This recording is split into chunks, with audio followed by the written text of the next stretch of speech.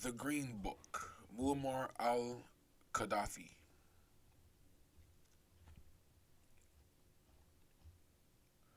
Part 1. The Solution of the Problem of Democracy. The Authority of the People.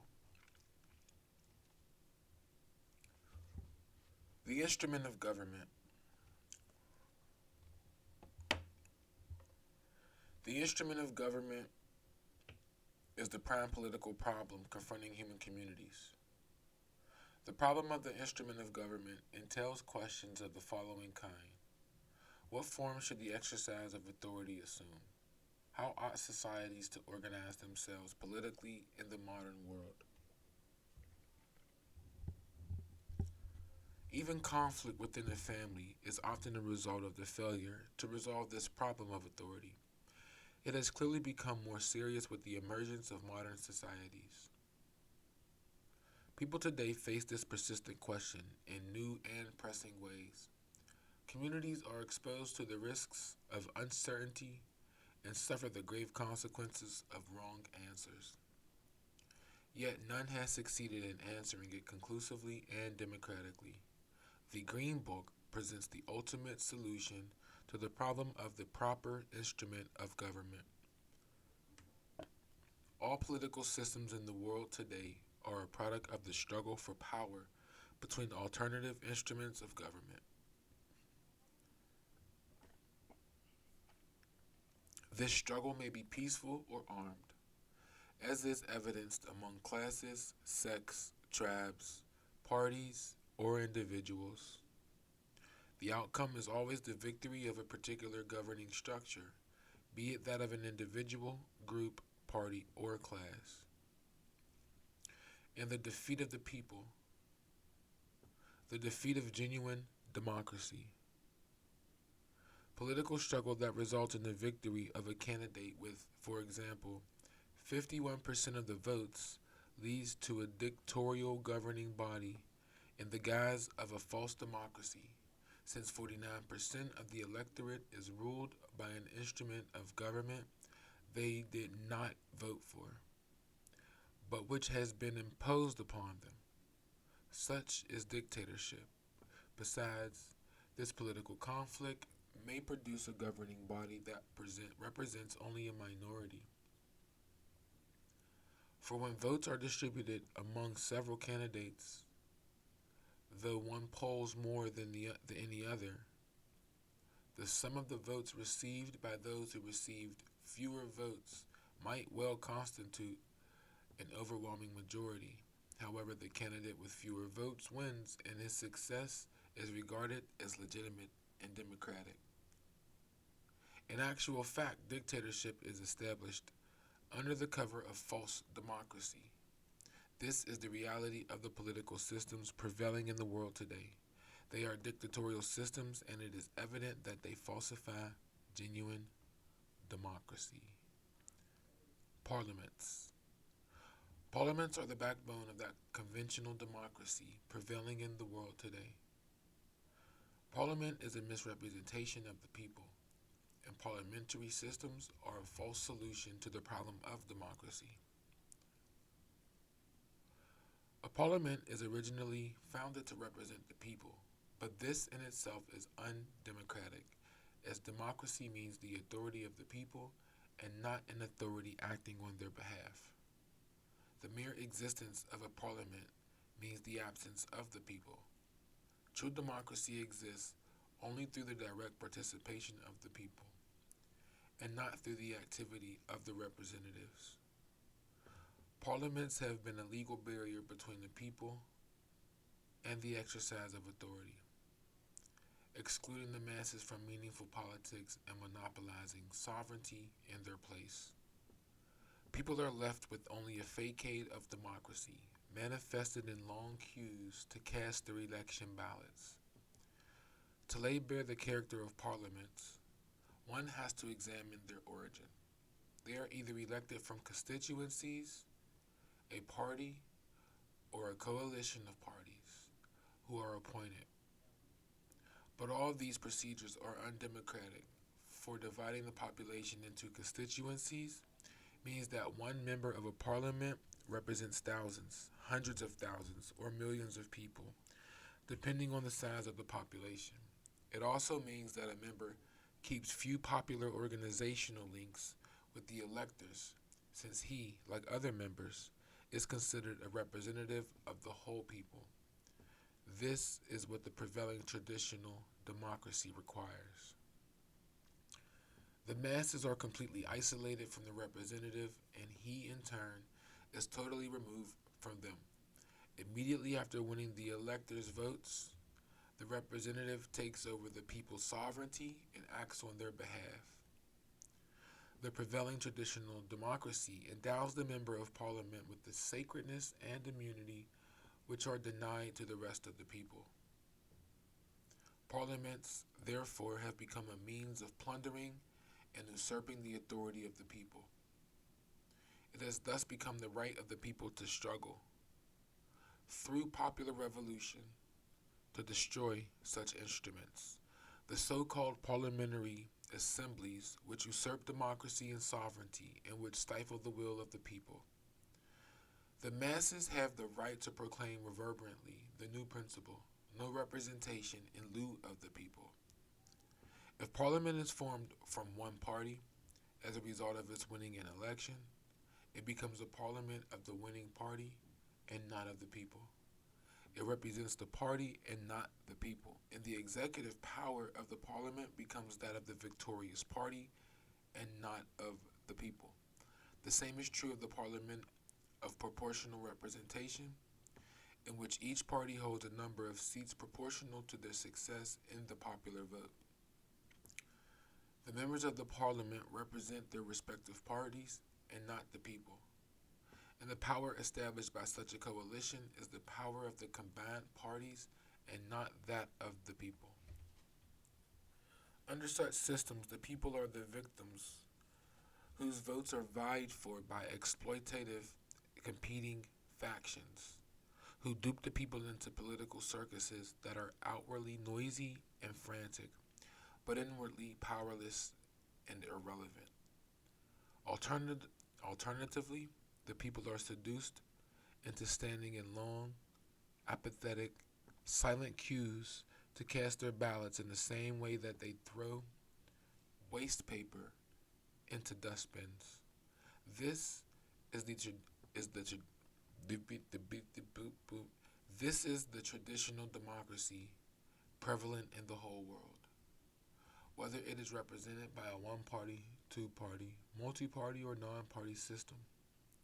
Thus, it is clear that the representation is a fraud.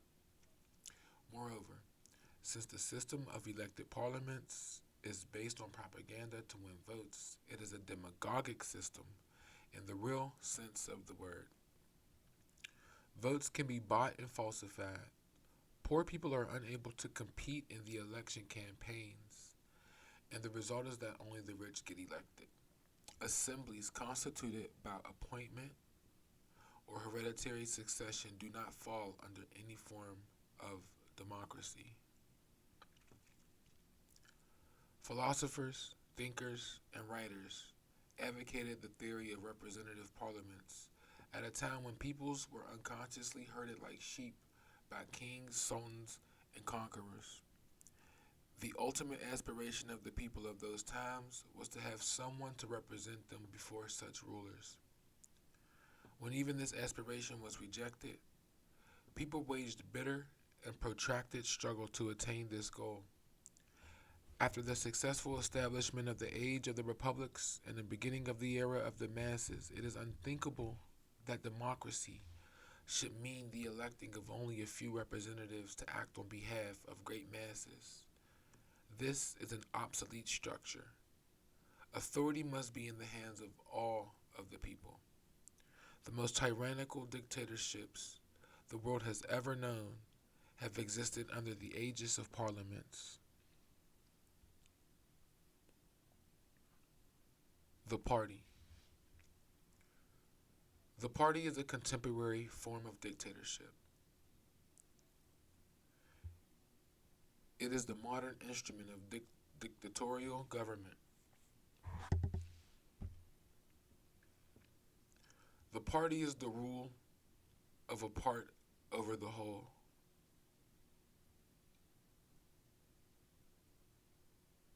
As a party is not an individual, it creates a superficial democracy by establishing assemblies, committees, and propaganda through its members. The party is not a democratic instrument because it is composed only of those people who have common interests. A common perception, or a shared culture, or those who belong to the same region or share the same belief. They form a party to achieve their ends, impose their will, or extend the dominion of their beliefs, values, and interests to the society as a whole. A party's aim is to achieve power under the pretext of carrying out its program. Democratically, none of these parties should govern a whole people who constitute a diversity of interests, ideas, temperaments, regions, and beliefs. The party is a dictatorial instrument of government that enables those with common outlooks or interests to rule the people as a whole. Within the community, the party represents a minority. The purpose of forming a party is to create an instrument to rule the people, i.e., to rule over non-members of the party. The party is fundamentally based on an arbitrary authoritarian concept, the domination of the members of the party over the rest of the people. The party presupposes that its ascension to power is the way to attain its ends and assumes that its objectives are also those of the people. This is the theory justifying party dictatorship and is the basis of any dictatorship. No matter how many parties exist, the theory remains valid. The existence of many parties intensifies the struggle for power, and this results in the neglect of any achievements for the people and of any socially beneficial plans. Such actions are presented as a justification to undermine the position of the ruling party so that an opposing party can replace it. The parties very seldom resort to arms in their struggle, but rather denounce and denigrate the actions of each other. This is a battle which is inevitably waged at the expense of the higher vital interests of the society. Some, if not all, of those higher interests will fall prey to the struggle for power between instruments of government, for the destruction of those interests supports the opposition in their argument against the ruling party or parties. In order to rule, the opposition party has to defeat the existing instrument of government. To do so, the opposition must minimize the government's achievements and cast doubt on its plans,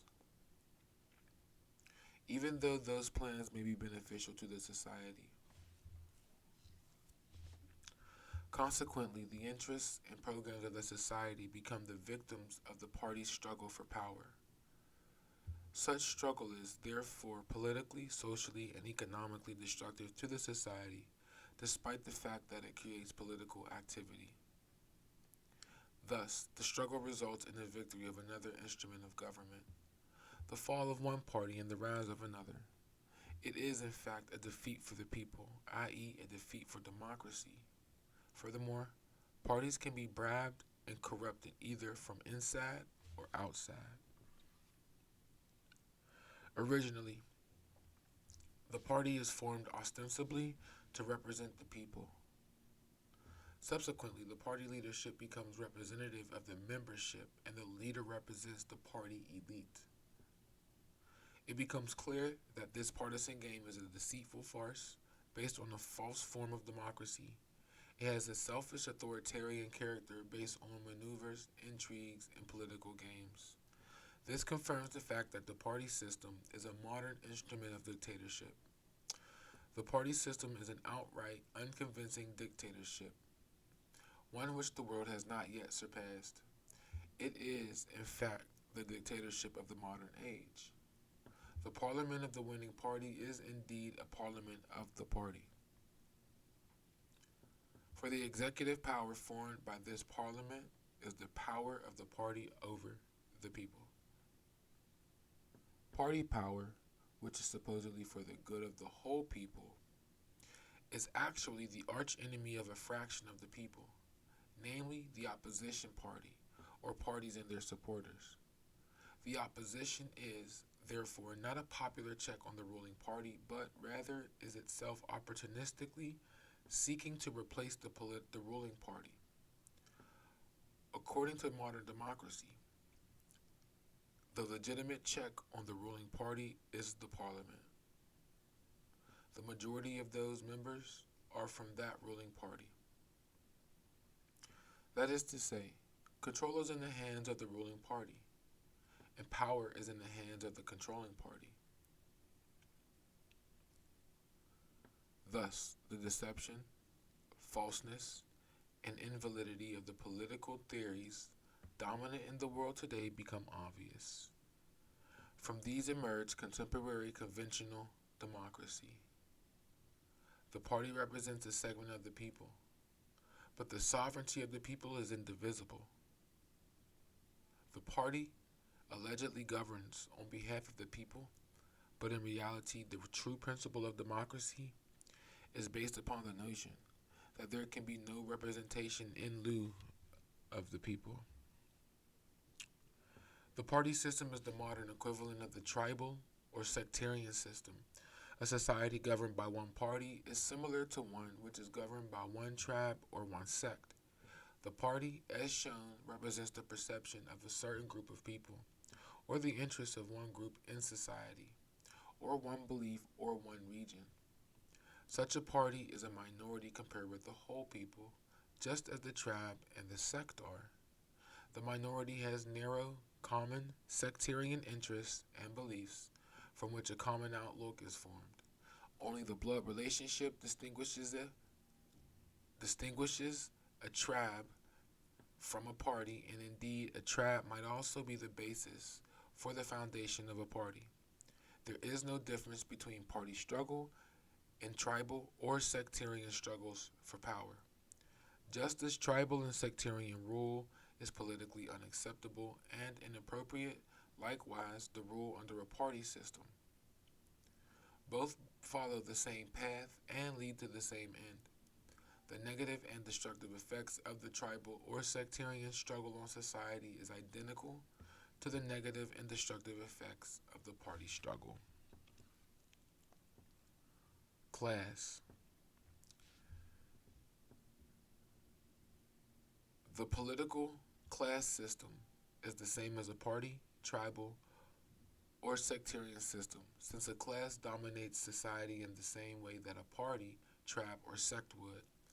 Classes, like parties, sects, or tribes, are groups of people within society who share common interests. Common interests rise from the existence of a group of people bound together by blood relationship, belief, culture, locality, or standard of living. Classes, parties, sects, and tribes emerge because blood relationship, social rank, economic interest, standard of living, belief, culture, and locality create a common outlook to achieve a common end. Thus, social structures in the form of social classes, parties, tribes, or sects emerge. These eventually develop into political entities directed towards the realization of the goals of that group. In all cases, the people are neither the class, the party, the tribe, nor the sect, for these are no more than a segment of the people and constitute a minority. If a class, a party, a tribe, or a sect dominates a society, then the dominant system becomes a dictatorship. However, a class or a tribal coalition is preferable to a party coalition, since societies originally consisted of tribal communities. One seldom finds a group of people who do not belong to a tribe, and all people belong to a specific class. But no party or parties embrace all of the people, and therefore, the party or party coalition represents a minority compared to the masses outside their membership. Under genuine democracy, there can be no justification for any one class to subdue other classes for its interests. Similarly, no party, tribe, or sect can crush others for their own interests. To allow such actions abandons the logic of democracy and justifies resort to the use of force. Such policies of suppression are, dictatorial because they are not in the interest of the whole society, which consists of more than one class, tribe, or sect, or the members of one party. There is no justification for such actions, though the dictatorial argument is that society actually consists of numerous segments, one of which must undertake the liquidation of others in order to remain solely in power. This exercise is not accordingly in the interests of the whole society, but rather in the interests of a specific class, tribe, sect, party, or those who claim to speak for the society. Such an act is basically aimed at the member of the society who does not belong to the party, class, tribe, or sect which carries out the liquidation. A society torn apart by party feud is similar to one which is torn apart by tribal or sectarian conflicts. A party that is formed in the name of a class inevitably becomes a substitute for that class and continues in a process of spontaneous transformation until it becomes hostile to the class that it replaces. Any class which inherits a society also inherits its characteristics. If the working class, for example, subdues all other classes of a particular society, it then becomes its only heir and forms its material and social base. The heir acquires the traits of those from whom it inherits, though this may not be evident at all once. Though this may not be evident all at once. With the passage of time, characteristics of the other eliminated classes will emerge within the ranks of the working class itself. The members of the new society will assume the attitudes and perspectives appropriate to their newly evolved characteristics. Thus, the working class will develop a separate society possessing all of the contradictions of the old society. In the first stage, the material standard and importance of the members become unequal. Thereafter, groups emerge which automatically become classes that are the same as the classes that were eliminated. Thus, the struggle for domination of the society begins again. Each group of people, each faction, and each new class will all vie to become the instrument of government. Being social in nature, the material base of any society is changeable. The instrument of government of this material base may be sustained for some time, but it will eventually become obsolete as new material and social standards evolve to form a new material base. Any society which undergoes a class conflict may at one time have been a one-class society, but through evolution, inevitably becomes a multi-class society. The class that expropriates and acquires the possession of others to maintain power for itself will soon find that, through evolution, it will be itself subject to change, as though it were the society as a whole. In summary, all attempts at unifying the material base of a society in order to solve the problem of government, or at putting an end to the struggle in favor of a party, class, sect, or tribe, have failed. All endeavors aimed at appeasing the masses through the election of representatives or through parliaments have equally failed. To continue such practices would be a waste of time and a mockery of the people. One second.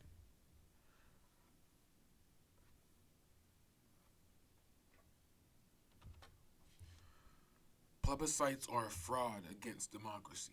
Chapter 5, Plebiscites. Plebiscites are a fraud against democracy. Those who vote yes or no do not in fact express their free will, but rather are silenced by the modern conception of democracy, as they are not allowed to say more than yes or no. Such a system is oppressive and tyrannical. Those who vote no should express their reasons and why they did not say yes. And those who say yes should verify such agreement and why they did not vote no. Both should state their wishes and be able to justify their yes or no vote. What then is the path to be taken by humanity in order to conclusively rid itself of the elements of dictatorship and tyranny? The intricate problem in the case of democracy is reflected in the nature of the instrument of government, which is demonstrated by conflicts of classes, parties, and individuals. The elections and plebiscites were invented to cover the failure of these unsuccessful experiments to solve this problem. The solution lies in finding an instrument of government other than those which are subject to conflict and which represent only one faction of society.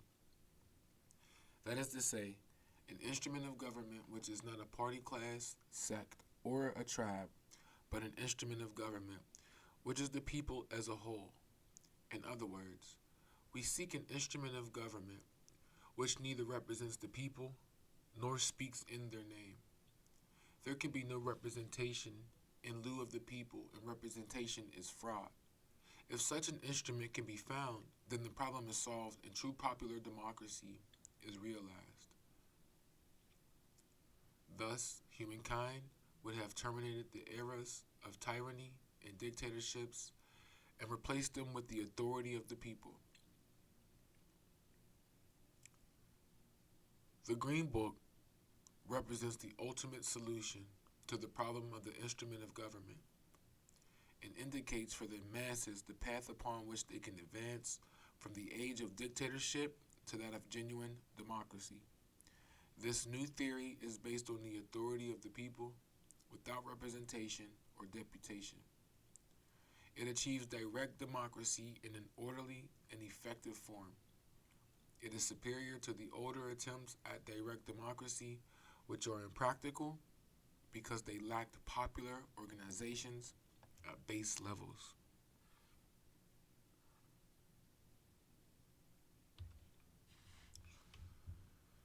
Chapter 6, Popular Conferences and People's Committees. Popular conferences are the only means to achieve popular democracy. Any system of government contrary to this method, the method of popular conferences, is undemocratic. All the prevailing systems of government in the world today will remain undemocratic unless they adopt this method. Popular conferences are the end of the journey of the masses in quest of democracy. Popular conferences and people's committees are the fruition of the people's struggle for democracy. Popular conferences and people's committees are not creations of the imagination. They are the product of thought, which has absorbed all human experiments to achieve democracy. Direct democracy, if put into practice, is indisputably the ideal method of government, because it is impossible to gather all people, however small the population, in one place so that they can discuss, discern, and decide policies. Nations departed from direct democracy, which became a utopian idea detached from reality.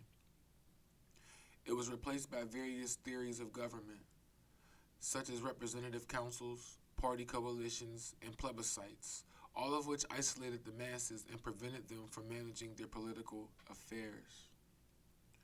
These instruments of government, the individual, the class, the sect, the tribe, the parliament, and the party struggling to achieve power, have plundered the sovereignty of the masses and monopolized politics and authority for themselves. The Green Book guides the masses to an unprecedented practical system of direct democracy. No two intelligent people can dispute the fact that direct democracy is the ideal, but until now, no practical method for its implementation has been devised. The third universal theory, however, now provides us with a practical approach to direct democracy. The problem of democracy in the world will finally be solved, and that is left before the masses. All that is left before the masses now is the struggle to eliminate all prevailing forms of dictatorial governments, be they parliament, sect, tribe, class, one-party system, two-party system, or multi-party system, which falsely call themselves democracies. True democracy has but one method and one theory: the dissimilarity and diversity of the systems claiming to be democratic. I'm sorry, the dissimilarity and diversity of the systems claiming to be democratic do, in fact, provide evidence that they are not so. Authority of the people has but one face, which can only be realized through popular conferences and people's committees.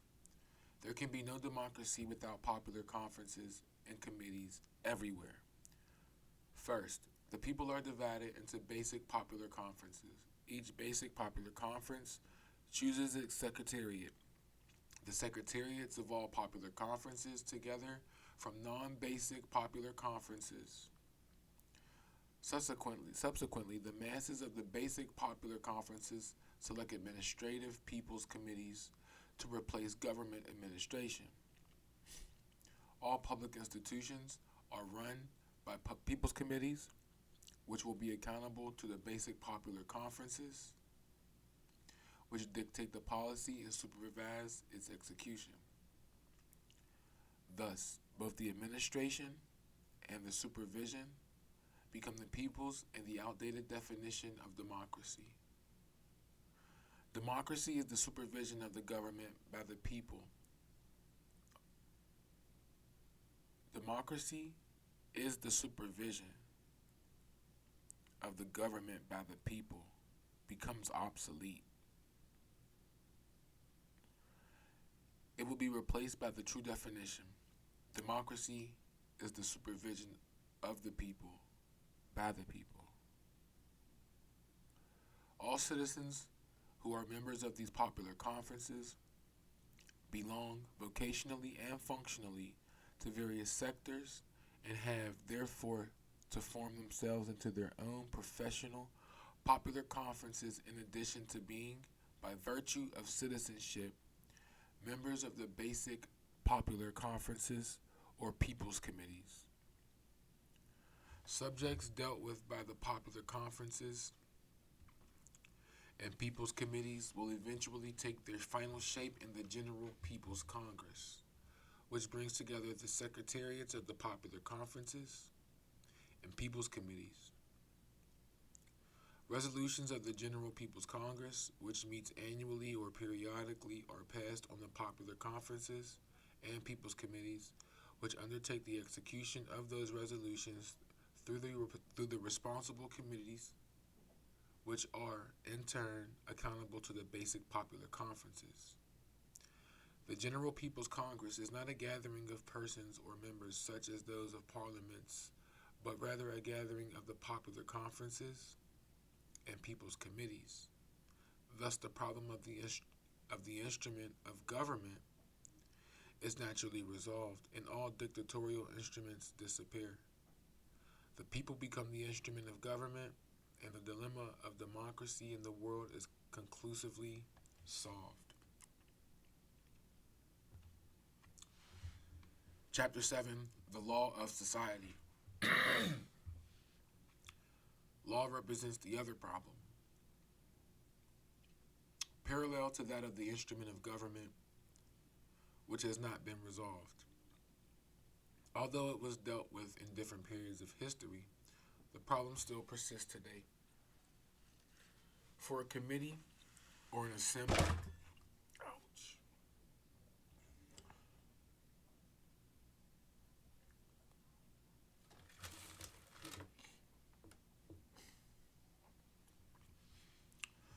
for a committee or an assembly to be empowered to draft the law of society is both invalid and undemocratic. It is also invalid and undemocratic for the law of society to be abrogated or amended by individual, a committee, or an assembly. What then is the law of society? Who drafts it, and what is its relevance to democracy? The natural law of any society is grounded in either tradition, custom, or religion. Any other attempt to draft law outside these two sources is invalid and illogical. Constitutions cannot be considered the law of society. A constitution is fundamentally a man-made positive law and lacks the natural source from which it must derive its justification. The problem of freedom in the modern age is that constitutions have become the law of societies. These constitutions are based solely on the premises of the instruments of dictatorial rule prevailing in the world today, ranging from the individual to the party. Proof of this are the differences existing in various constitutions, although human freedom is one and the same. The reason for the differences is the variation in the assumptions and values implicit in diverse instruments of government.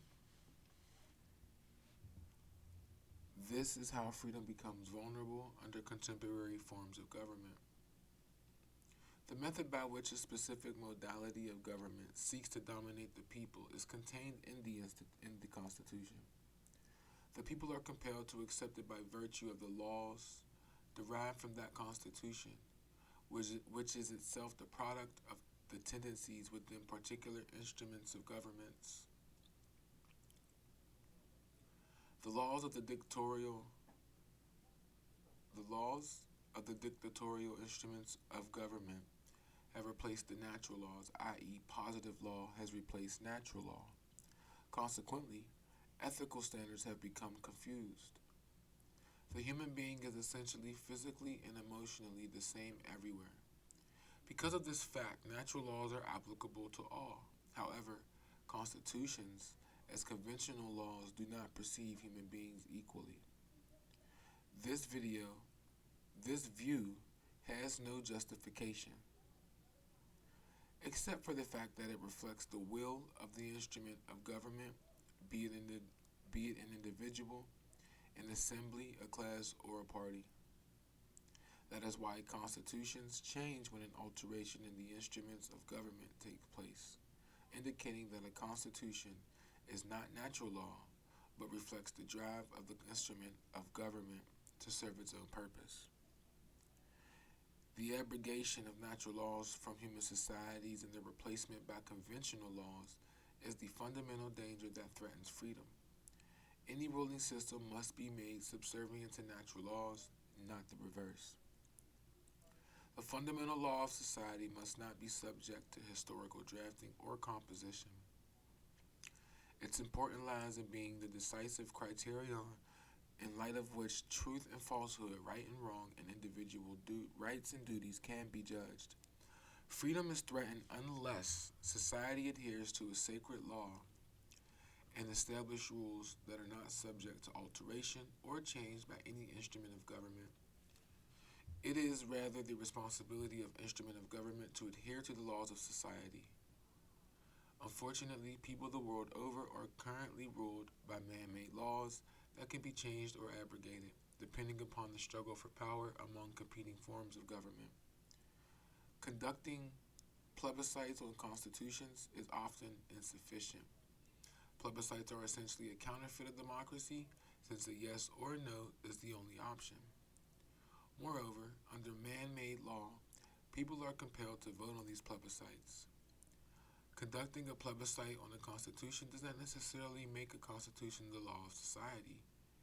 In other words, the status of a constitution will not be altered by a plebiscite. It will remain no more than the subject of a plebiscite.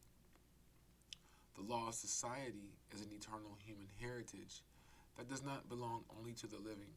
Therefore, drafting a constitution or conducting a plebiscite on it is a mockery. The catalogs of man-made laws emanating from man-made constitutions are fraught with physical penalties directed against human beings, while tradition contains few measures. Tradition lays down moral, non-physical penalties that conform to the intrinsic nature of humanity. Religion contains tradition and absorbs it, and tradition is a manifestation of the natural life of people. Its teachings comprise basic social guidelines and answers to the fundamental questions of existence. Most physical penalties are deferred to a future judgment. This is the most appropriate law affording due respect to the human being. Religion does not provide for prompt penalties, save in certain compelling instances necessary to the well-being of society. Religion contains tradition, and tradition is an expression of the natural life of the people. Therefore, religion is an affirmation of natural laws which are discerned therein. Laws which are not premised on religion and tradition are merely an invention by man to be used against his fellow man. Consequently, such laws are invalid because they do not emanate from the natural source of tradition and religion.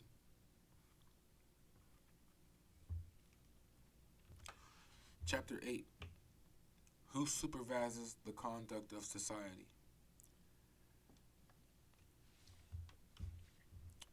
The question arises, who has the right to supervise society and to point out deviations that may occur from the laws of society? Democratically, no one group can claim this right on behalf of society. Therefore, society alone supervises itself. It is dictatorial for any individual or group to claim the right of the supervision of the laws of the society, which is democratically the responsibility of the society as a whole. This can be arrived at through the democratic instrument of government that results from the organization of the society itself into basic popular conferences, and through the government of these people, through People's Committees and the General People's Congress, the National Congress, where secretariats and the popular conferences and the People's Committees convene. In accordance with this theory, the people become the instrument of government and in turn become their own supervisors. Society thus secures self-supervision over its laws. Chapter 9. How can society redirect its course when deviations from its laws occur? If the instrument of government is dictatorial, as is the case in the world's political systems today, society's awareness of deviation from its laws is expressed only through violence to redirect its course, i.e. revolution against the instrument of government. Violence and revolution, even though they reflect the sentiments of society regarding deviation, do not constitute an exercise in which the whole of society takes part. Rather, violence and revolution are carried out by those who have the capability and courage to take the initiative and proclaim the will of society. However, this unilateral approach is dictatorial because the revolutionary initiative in itself provides the opportunity for a new instrument of government representing the people to arise. This means that the governing structure remains dictatorial. In addition, violence and effecting change by force are both undemocratic, even though they take place as a reaction against an undemocratic prior condition. The society that revolves around this concept is backward. What then is the solution?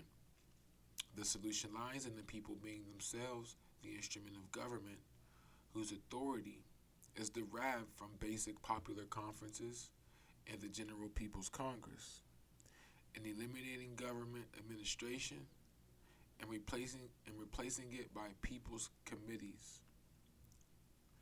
And finally, in the General People's Congress, becoming a truly national convention where basic popular conferences and people's committees convene. In such a system, if deviation takes place, it is then rectified by a total democratic revision and not through the use of force. The process here is not a voluntary option for social change and treatment of social ills.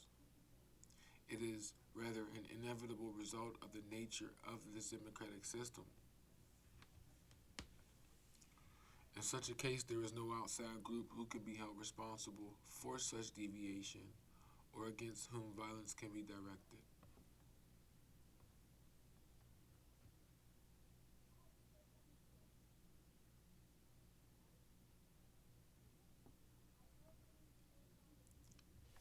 The press. An individual has the right to express himself or herself even if he or she behaves. Chapter 10, the press. An individual has the right to express himself or herself even if he or she behaves irrationally to demonstrate his or her insanity. Corporate bodies, too, have the right to express their corporate identity. The former represent only themselves and the latter represent those who share their corporate identity. Since society consists of private individuals and corporate bodies, the expression, for example, by an individual of his or her insanity does not mean that the other members of society are insane. Such expression reflects only in the individual's character. Likewise, corporate expression reflects only the interest or view of those making up the corporate body. For instance, a tobacco company, despite the fact that what it produces is harmful to health, expresses the interests of those who make up the company. The press is a means of expression for society. It is not a means of expression for private individuals or corporate bodies. Therefore, logically and democratically, it should not belong to either one of them. A newspaper owned by any individual is his or her own and expresses only his or her point of view. Any claim that a newspaper represents public opinion is groundless because it actually expresses the viewpoint of that private individual. Democratically, private individuals should not be permitted to own any public means of publication or information. However, they have the right to express themselves by any means, even irrationally, to prove their insanity.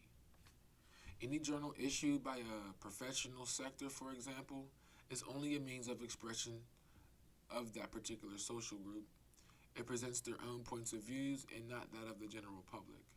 This applies to all other corporate and private individuals in society. The democratic press is that which is issued by a people's committee, comprising all the groups of society. Only in this case, and not otherwise, will the press or any other information medium be democratic, expressing the viewpoints of the whole society and representing all its groups. If medical professionals issue a journal,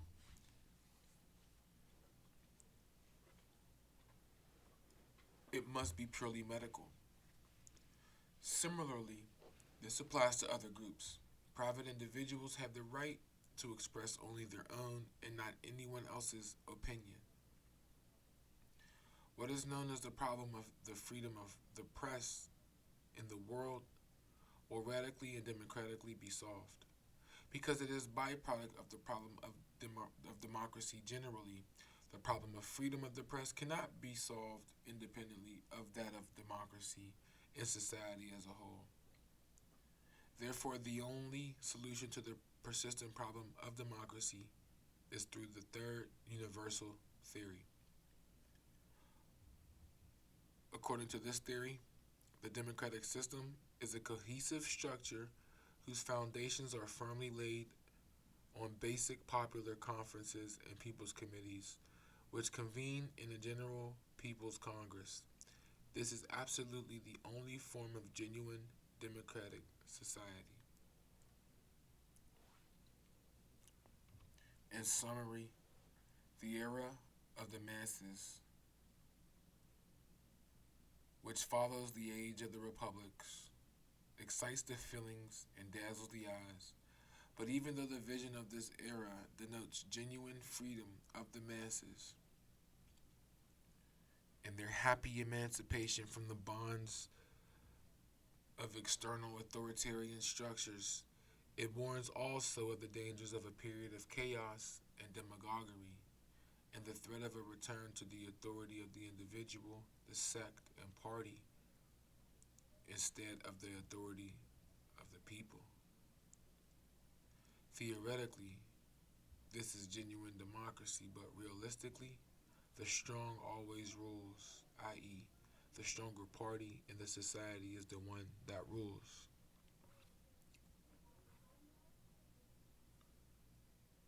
Part 2.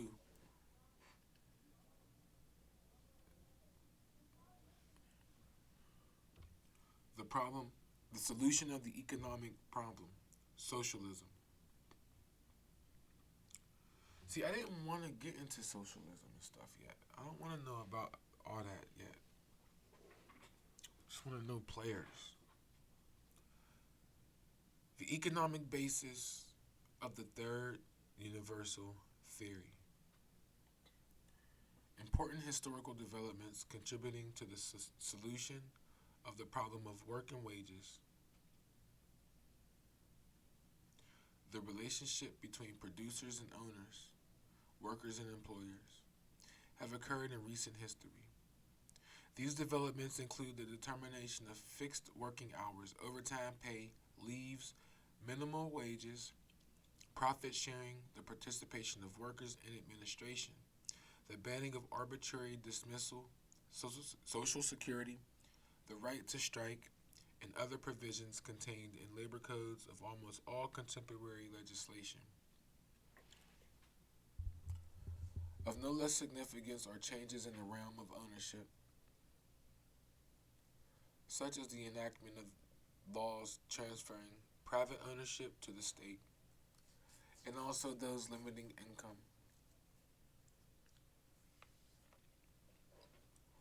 Despite these not inconsiderable developments in the history of economics, the problem still fundamentally exists, even though it has been made less severe than in past centuries through improvements, refinements, and developments that have brought many benefits to the workers. However, the economic problem still persists unsolved in the world. Attempts aimed at ownership have failed to solve the problems of producers. They are still wage earners despite the state ownership, which may vary from the extreme right to the extreme left to the center of the political spectrum. Attempts to improve wages were equally significant to those that were aimed at the transfer of ownership. In the wake of the Industrial Revolution, benefits from wage negotiations secured for workers certain privileges that were guaranteed by legislation and protected by trade unions, thus improving the lot of the workers. As time passed, workers, technicians, and administrators have acquired certain rights which were previously unattainable. However, in reality, the economic problem still exists. Attempts that were aimed at wages were contrived and reformative and have failed to provide a solution. They were more of a charity than a recognition of the rights of the workers. Why do workers receive wages? Because they carry out a production process for the benefit of others who hire them to produce a certain product. In this case, they do not consume what they produce. Rather, they are compelled to concede their product for wages. Hence, the sound rule, those who produce consume. Wage earners, however improved their wages may be, are a type of slave. Wage earners are but slaves to the masters who hire them. They are temporary slaves, and their slavery lasts as long as they work for wages from employers, be they individuals or the state. The worker's relationship to the owner or their productive establishment and to their own interests is similar under all prevailing conditions in the world today, regardless of whether ownership is right or left. Even publicly owned establishments give workers wages as well as other social benefits, similar to the charity endowed by the rich owners of economic establishments upon those who work for them. Unlike the privately owned establishment where income benefits the owner, the claim that the income from the public owned establishments benefits all of the society, including the workers, is true only if we take into consideration the general welfare of the society and not the private well being of the workers. Mm. Further, we would have to assume that the political authority controlling ownership is that of all the people, practiced through the popular conferences and people's committees, and not the authority of one class, one party, several parties, one sect, tribe, family, individual, or any form of representative authority. Failing this, what is received directly by the employers with respect to their own interests in the form of wages, percentage of profits, or social benefits is the same as that received by workers in a private corporation. In both instances, the producers are wage earners, despite the difference in ownership. Thus, this change in ownership has not solved the problem of the producer's right to benefit directly from what he produces, and not through the society nor wages. The proof thereof is the fact that producers are still wage earners despite the change in this state of ownership.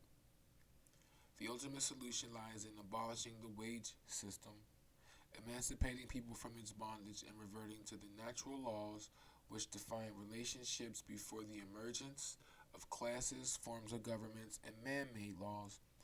These natural rules are the only measures that ought to govern human relations.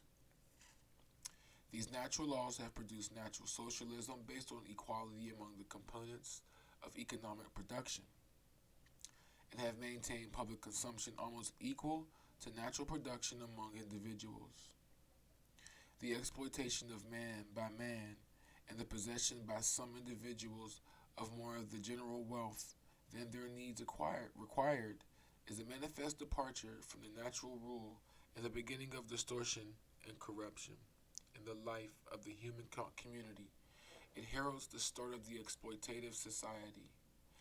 If we analyze the factors of economic production from ancient times to the present, we always find that they essentially consist of a certain basic production components, i.e., raw materials, means of production, and a producer. The natural rule of equality requires that each of these components receives a share of this production. Because production cannot be achieved without the essential role of each of these components, it has to be equally divided amongst them. The preponderance of one of them contravenes the natural rule of equality and becomes an encroachment upon the other's rights. Thus, each must be awarded an equal share, regardless of the number of components in the process of production. If the components are two, each receives half of the production. If three, then one third. Applying this natural rule to both ancient and modern solutions, we arrive at the following. At the stage of manual production, the process of production resulted from raw material and the producer. Later, new means of production were added to the process. Animals, utilized as power units, constitute a good example. Gradually, machines replaced animals. Types and amounts of raw materials evolved from the simple and inexpensive to the valuable and complex. Likewise, the unskilled workers became skilled workers and engineers, their former huge numbers dwindling to a few specialized technicians. Despite the fact that components have qualitatively and quantitatively changed, their essential role in production has remained basically unaltered. For example, iron ore, a component of both past and present production, was manufactured primitively by ironsmiths into knives, axes, spears, etc. The same iron ore is now manufactured by engineers and technicians by means of smelting furnaces into all kinds of machines, engines, and vehicles. The animal, horse, mule, camel, or the like, which was a component of production, has been replaced by factories and huge machines. Production, based upon primitive tools, is now founded upon sophisticated technical instruments. Despite these tremendous changes, the components of natural production remain basically the same. This consistency inevitably necessitates returning to sound natural rules to solve the economic problems that are the result of all previous historical attempts to formulate solutions that ignore these rules. All previous historical theories tackled the economic problem either from the angle of ownership of any of the components of production or from that of wages for production. They failed to solve the real problem, the problem of production itself. Thus, the most important characteristic of economic order prevailing in the world today is a wage system that deprives the workers of any right to their products being produced, be it for the society or for a private establishment. An industrial establishment is composed of material for production, machines, and workers. Production is achieved by workers manufacturing materials and using machines. Thus, manufactured goods would not have been ready for use and consumption had they not gone through a production process requiring raw materials, factories, and workers. Clearly, without basic raw materials, the factory cannot operate, and without the factory, raw materials would not be manufactured. Likewise, without producers, the factory comes to a halt. Thus, the three factors are equally essential to the process of production, and without them, there can be no production. The absence of any one of these components cannot be replaced by the others. Therefore, the natural rule necessitates each component receiving an equal share of the benefits of production. It is not only the factory that is important, but those who consume its production as well. The same is applicable to agricultural production processes resulting from only two components, man and land. The product must be divided equally into two shares congruent with the number of production components. Furthermore, if any additional mode, mechanical or otherwise, is utilized in the process, production must be equally divided into three shares: the land, the farmer, and the means of production. Consequently, a socialist system emerges under which all production processes are governed by this natural rule. The producers are the workers. They are called producers because the terms worker, laborer, and toiler have become invalid. The traditional definition is revised because workers are undergoing qualitative and quantitative changes. The working class is declining proportionately to the advancement of science and technology. Tasks once performed by a number of workers are now being carried out by a single machine. Operating a machine requires fewer workers. This has brought about a quantitative change in the labor force. While the replacement of physical force by technical skills has resulted in a qualitative change in the labor force has become a component of the production process. As a result of technical advancement, multitudes of unskilled toilers have been transformed into limited number of technicians, engineers, and scientists.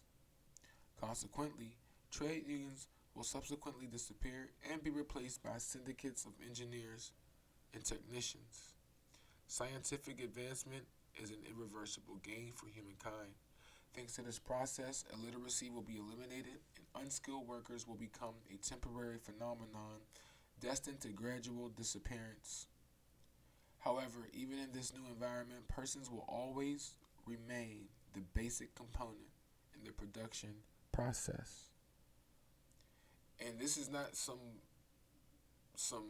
document from 1800s, 1700s or something. This is Muammar Gaddafi. This is contemporary times, and we're living in them. In them. And talk about all these times we living in. We're living in the predictions of the '80s and the '90s. To be fair,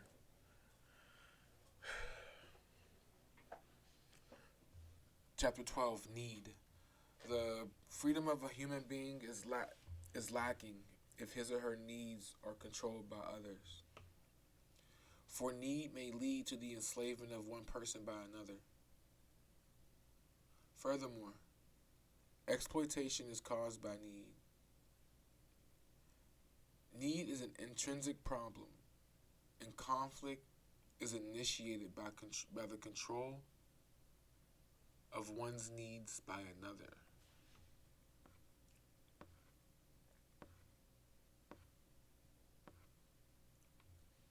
Chapter 13, Housing. Housing is an essential need for both the individual and the family and should not be owned by others. Living in another's house, whether paying rent or not, compromises freedom. Attempts made by various countries to solve the housing problem did not provide a definite solution because such attempts did not target the ultimate solution, the necessity that people own their dwellings, but rather offered the reduction, increase, or standardization of rent, whether it went to privately or publicly owned enterprise.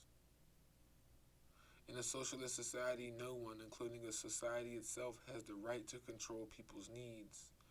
No one has the right to acquire a house additional to his or her own dwelling and that of his or her heirs for the purpose of renting it because this additional house is in fact a need of someone else. Acquiring it for such a purpose is the beginning of controlling the needs of others, and in need, freedom is latent.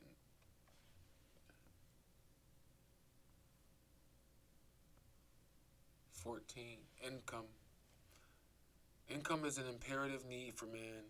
In a socialist society, it should not be in the form of wages from any source or charity from anyone. In this society, there are no wage earners, but only partners. One's income is a private matter and should either be managed privately to meet one's needs or be a share from a production process of which one is an essential component. It should not be a wage in return for production. You better hope socialism don't show up and you ain't got no education, no skill. What are you going to be used for? It should not be a wage in return for production.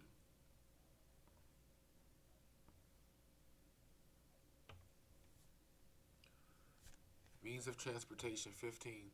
Transportation is also a necessity, both to the individual and to the family. It should not be owned by others. In a socialist society, no person or authority has the right to own a means of transportation for the purpose of renting it, for this also means controlling the needs of others. Land. 16. Land. Land is the private property of none. Rather, everyone has the right to beneficially utilize it by working, farming, or pasturing, as long as he and his heirs live on it, to satisfy their needs but without employing others with or without a wage. If lands were privately owned, only the living would have a share in it. Land is permanent, while those who benefit from the land undergo, in the course of time, changes in profession, capabilities, and existence. The aspiration of the new socialist society is to create a society which is happy because it is free.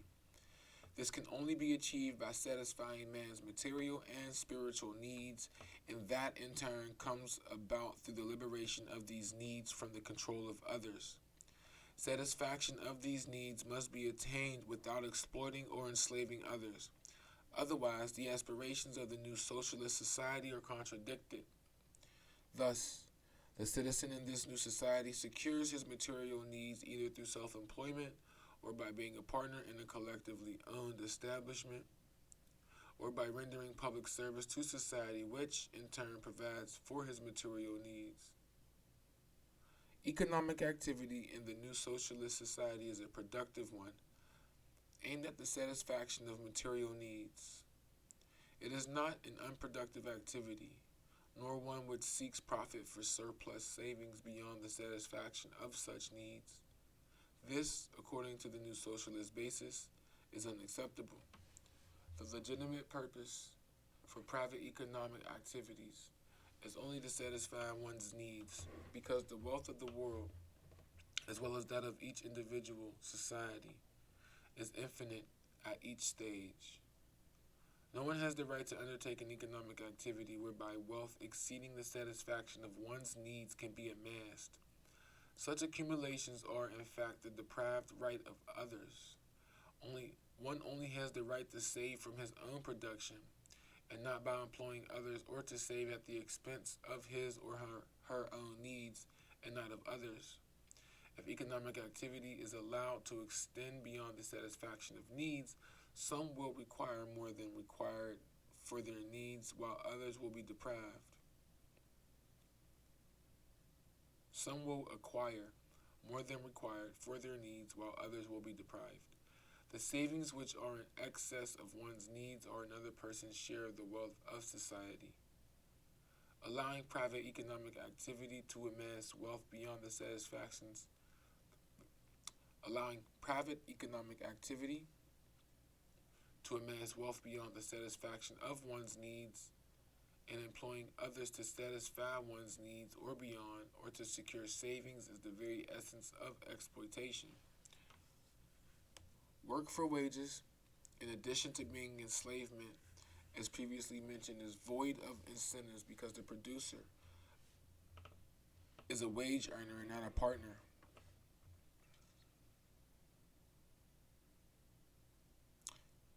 Self-employment persons are undoubtedly devoted to their work because from it they satisfy their material needs.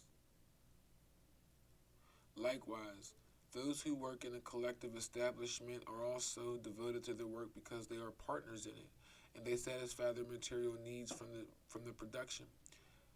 Whoever works for a wage, on the other hand, has little incentive to work. Work for wages has failed to solve the problem of motivation for increasing and developing production, whether it is a service or goods production. Work for wages is continuously deteriorating because it is performed by unmotivated wage earners. Example of wage labor for the society, for private enterprise, and self-employment. First example, A. A worker produces 10 apples for society. The society gives him 1 apple for his production, and it fully satisfies his needs. B. Pardon.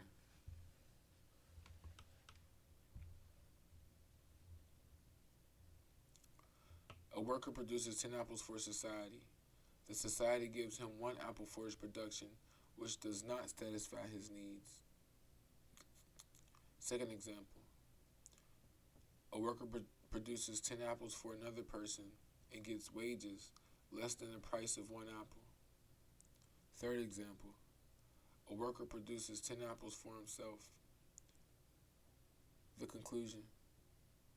In the first example, A, because the worker's wages are limited to 1 unit, which satisfies his needs, he has no incentive to increase his production.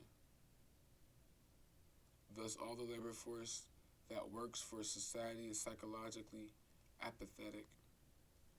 B, the worker has no incentive even to produce because he cannot satisfy his own needs from the wages. However, he continues working without any incentives because generally, like all members, he is forced to acquiesce to the working conditions of the society.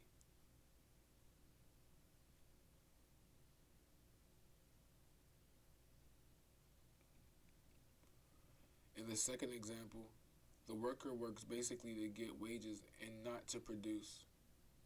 Since his wages cannot satisfy his needs, the choices are either to look for another master to get a better price for his work, or be forced, as a matter of survival, to remain where he is.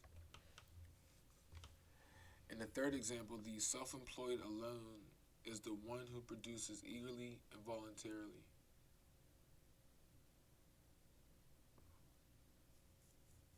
In a socialist society, there is no possibility for private production to exceed the satisfaction of one's needs because satisfaction of needs at the expense or by means of others is not permitted. Moreover, socialist establishments operate only for the satisfactions of the needs of society. Accordingly, the third example demonstrates the sound basis of its economic production. However, in all instances, even the bad ones, production is associated with survival. The proof thereof is that even though in capitalist societies production accumulates and expands in the hands of only a few owners who do not work but exploit the efforts of others, the toilers are still forced to produce in order to survive. However, the Green Book not only solves the problem of material production but also prescribes a comprehensive solution for the problems facing human society so that individuals may be totally liberated materially and spiritually in order to attain their happiness. Other examples. If we assume that the wealth of a society is 10 units and its inhabitants are 10 persons, then the share of each member is 1/10 of the total unit per person. If some members of the society get more than 1 unit each, then a certain number from the society get nothing. Their share of the wealth of their society has been acquired by others. Hence, the presence of rich and poor in an exploitative society. Let us also suppose that 5 members of that particular society each own 2 units.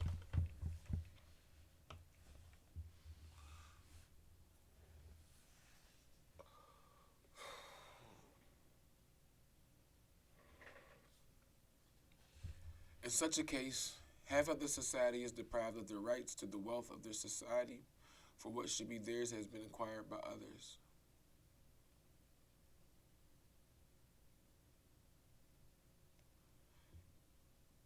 In an individual, if an individual of that society needs only one of the units of the wealth of the society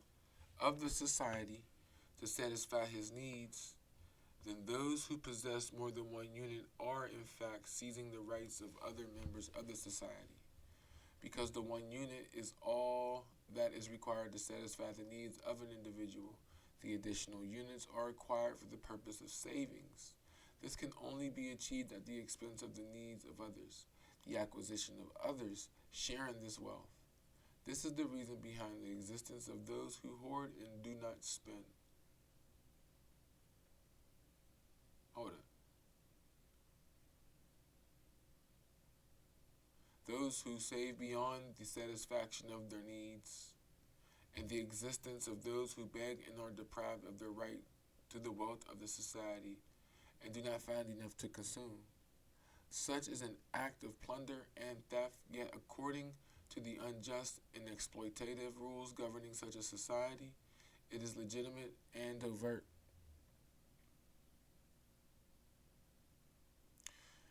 Any surplus beyond the satisfaction of needs should ultimately belong to all members of society. Individuals, however, have a right to effect savings from the share allocated to their own needs, since it is the amassing of wealth beyond the satisfaction of one's needs that is an encroachment upon public wealth.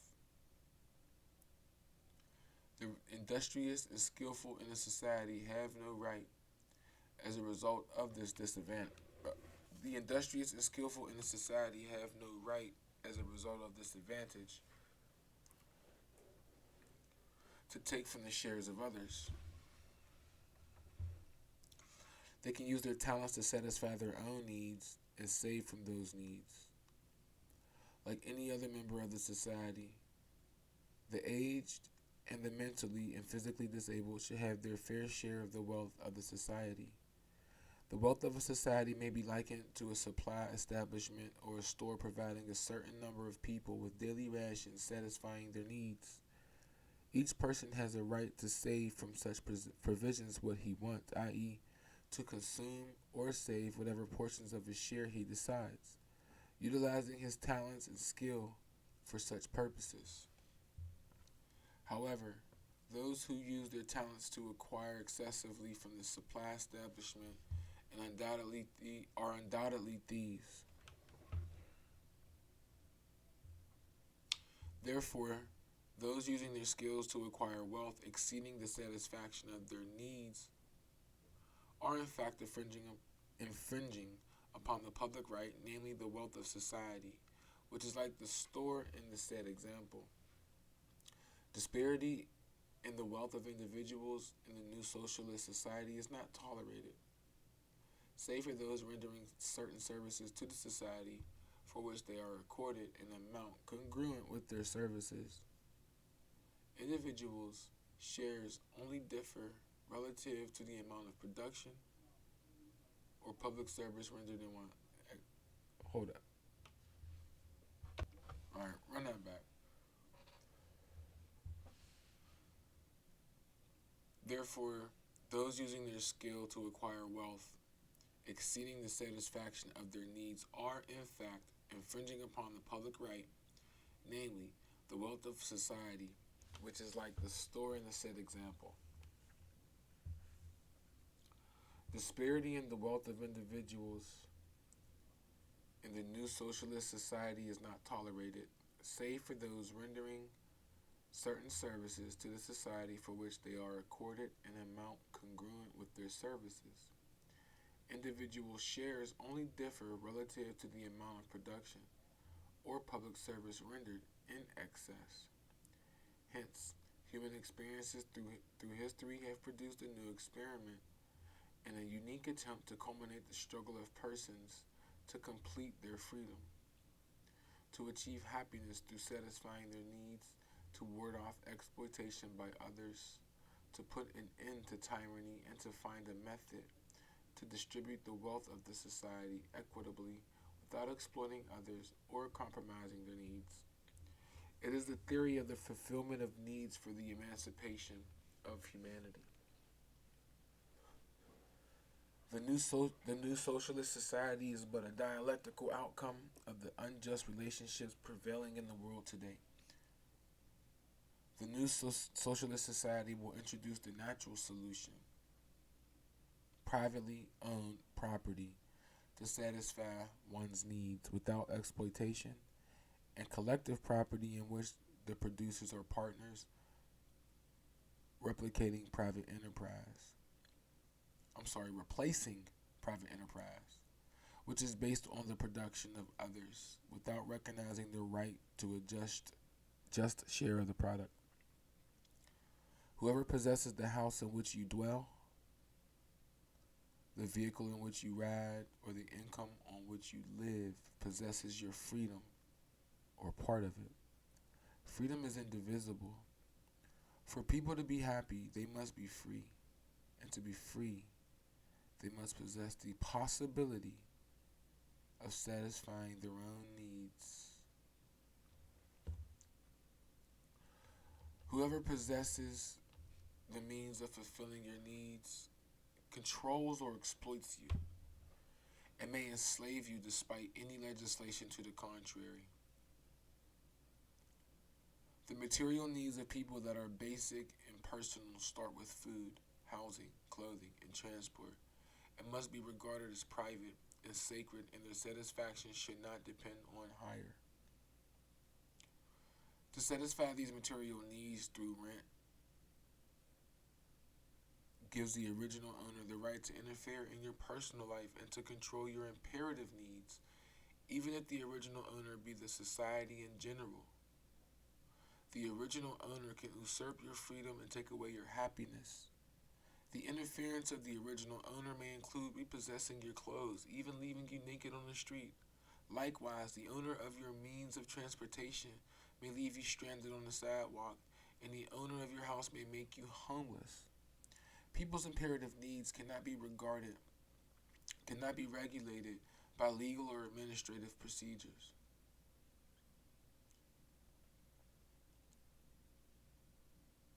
They must be fundamentally implanted into the society in accordance with natural rules. The aim of the socialist society is the happiness of the human being, which cannot be attained except by the establishment of one's material and spiritual freedom. The achievement of freedom depends on the private and sacred attainment of man's needs. One's needs should not be under the domination of others and should not be subject to plunder by any source in society, otherwise, one will live in insecurity. Deprivation of the means of fulfillment compromises freedom because, in attempting to satisfy basic needs, one will be subject to the interference of outside forces and one's basic interests. The transformation of existing societies of wage earners into those of partners is inevitable as a dialectical outcome of the contradictory economic theories prevailing in the world today. It is also a dialectical outcome of the unjust relationship based on the wage system. None of these issues have been resolved to date. The antagonistic force of the trade unions in the capitalist world is capable of replacing capitalistic wage societies of partnerships. The possibility of a socialist revolution starts by producers taking over their share of the production. Consequently, the aims of the producers' strikes will change from demanding increasing.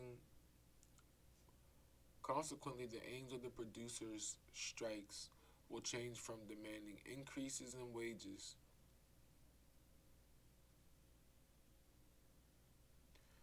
to controlling their share in production. Guided by the Green Book, this will sooner or later take place. The final step is for the new socialist society to reach a stage in which profit and money disappear. Society will become fully productive. The material needs of society will be met. In this final stage, profit will disappear, as will the need for money. The recognition of profit is an acknowledgement of exploitation, for profit has no limit. Attempts so far to limit profit by various means have been reformative, not radical, intending to prohibit exploitation of man by man. The final solution lies in eradicating profit. But because profit is the dynamic force behind the economic process, eliminating profit is not a matter of decree, but rather an outcome of the evolving socialist process. This solution can be attained when the material satisfaction of the needs of society and its members is achieved. Work to increase profit will itself lead to its final eradication.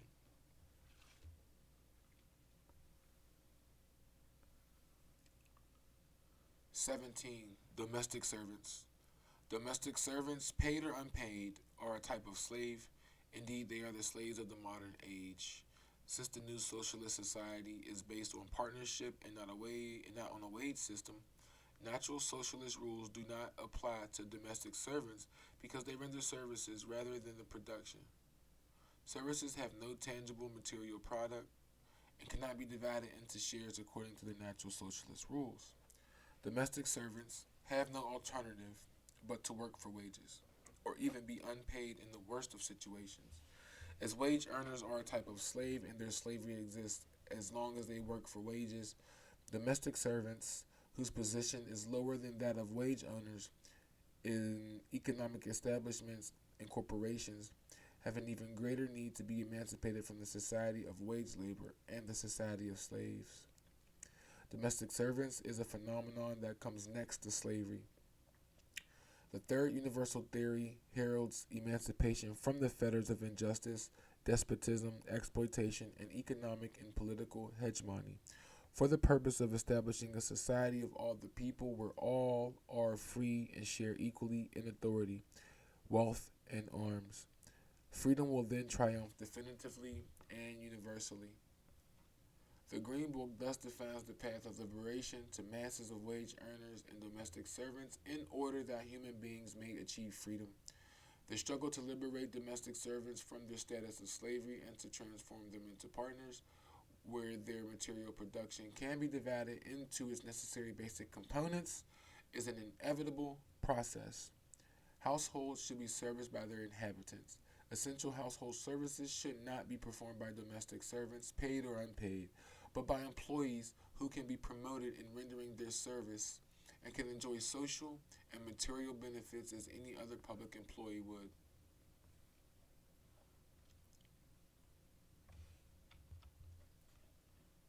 Part 3. The social basis of the third universal theory. The social factor, the national factor, is the dynamic force of human history. The social bond which binds together human communities from the family through the tribe to the nation is the basis for the movement of history. Heroes in history are, by definition, those who have sacrificed for causes. But what causes? They sacrifice for the sake of others, but which others? They are those with whom they maintain a relationship. Therefore, the relationship between an individual and a group is a social one that governs the people's dealings among themselves. Nationalism, then, is the base upon which one nation emerges. Social causes are therefore national, and the national relationship is a social one. The social relationship is derived from society, i.e., the relationship among members of one nation. The social relationship is, therefore, a national relationship, and the national is a social relationship. Even if small in number, communities or groups form one nation regardless of the individual relationship amongst its members. What is meant here by a community is that which is permanent because of the common national ties that govern it. Historic movements or mass movements, i.e., the movement of one group in its own interest, differentiated from the interests of other communities. These differentiations indicate the social characteristics that bind a community together. Mass movements are independent movements to assert the identity of a group conquered or oppressed by another group. The struggle for authority happens within the group itself, down to the level of the family, as was explained in Part 1 of the Green Book, the political axis of the Third Universal Theory. A group movement is a nation's movement for its own interests. By virtue of its national structure, each group has common social needs which must be collectively satisfied. These needs are in no way individualistic, they are collective needs, rights, demands, or objectives of a nation which are linked by a single ethos. That is why these movements are called national movements. Contemporary national liberation movements are themselves social movements. They will not come to an end before every group is liberated from the domination of another group. The world is now passing through one of the regular cycles of the movement of history, namely the social struggle, right? The social struggle in support of nationalism. In the world of man, this is as much a historical reality as it is a social reality. That means that the national struggle, the social struggle, is the basis of the movement of history. It is stronger than all other factors since it is in the nature of the human group. It is in the nature of the nation. It is the nature of life itself. Other animals, apart from man, live in groups. Indeed, just as the community is the basis for the survival of all groups within the animal kingdom, so nationalism is the basis for the survival of nations. Nations whose nationalism is destroyed are subject to ruin. Minorities, which are one of the main political problems in the world, are the outcome. They are nations whose nationalism has been destroyed and which are thus torn apart. The social factor is, therefore, a factor of life, a factor of survival. It is the nation's innate momentum for survival. Nationalism in the world group and group instinct in the animal kingdom are like gravity in the domain. hold up. Nationalism in the human world and group instinct in the animal kingdom are like gravity in the domain of material and celestial bodies. If the sun lost its gravity, its gases would explode and its unity would no longer exist. Accordingly, unity is the basis for survival.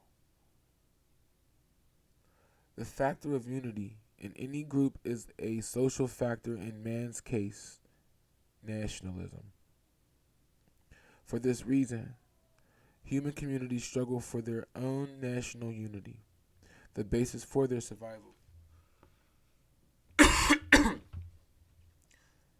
The national factor, the social bond, works automatically to impel a nation towards survival, in the same way that the gravity of an object works to keep it as one mass surrounding its center. The dissolution and dispersion of atoms in an atomic bomb are the result of the explosion of the nucleus, which is the focus of gravitation for the particles around it. When the factor of unity in those component systems is destroyed and gravity is lost, every atom is separately dispersed. This is the nature of matter. It is an established natural law. The to disregard it, or to go against it is damaging to life. Similarly, man's life is damaged when he begins to disregard nationalism, the social factor, for it is the gravity of the group, the secret of its survival. Only the religious factor is a rival to the social factor in influencing the unity of a group. The religious factor may divide the national group or unite groups with different nationalisms. However, the social factor will eventually triumph. This has been the case throughout the ages. Historically, each nation had a religion. This was harmonious.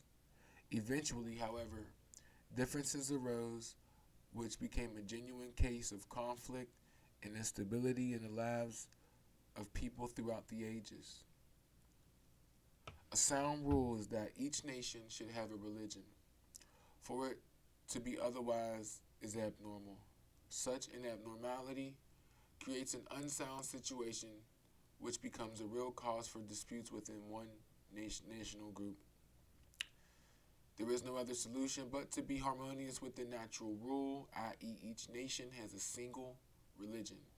When the social factor is compatible with the religious factor, harmony prevails and the life of communities becomes stable, strong, and develops soundly. Marriage is a process that can be positively or negatively influence. Marriage is a process that can positively or negatively influence the social factor. Though on a natural basis of freedom, both man and woman are free to accept whom they want and reject whom they do not want. Marriage within a group, by its very nature, strengthens its unity and brings about collective growth in conformity with the social factor.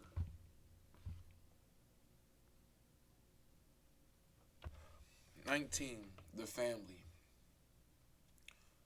To the individual, the family is more important than the state. Mankind acknowledges the individual as a human being, and the individual acknowledges the family, which is his cradle, his origin, and his social umbrella. According to the law of nature, the human race is the individual and the family, but not the state. The human race has neither relations nor anything else to do with the state, which is an artificial, political, economic, and sometimes military system. The family is like a plant with branches, stems, leaves, and blossoms. Cultivating nature into farms and gardens is an artificial process that has no relevance to the plant itself. The fact that certain political, economic, or military factors tie a number of families into one state does not necessarily link this system or its organization with humanity.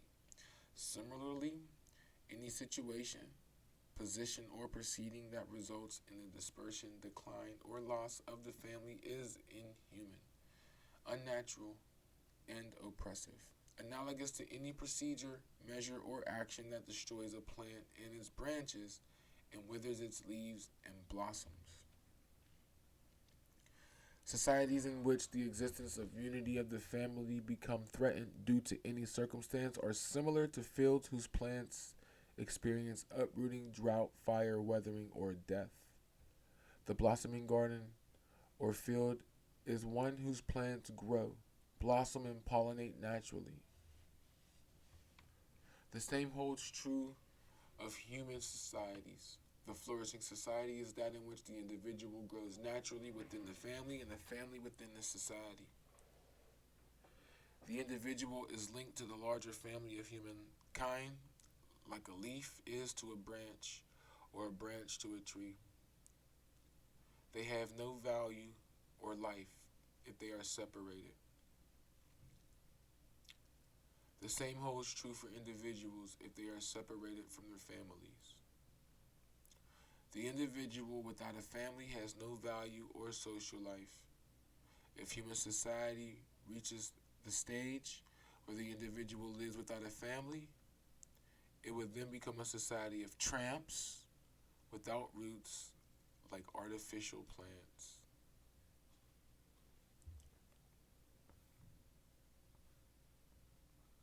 The tribe, 20.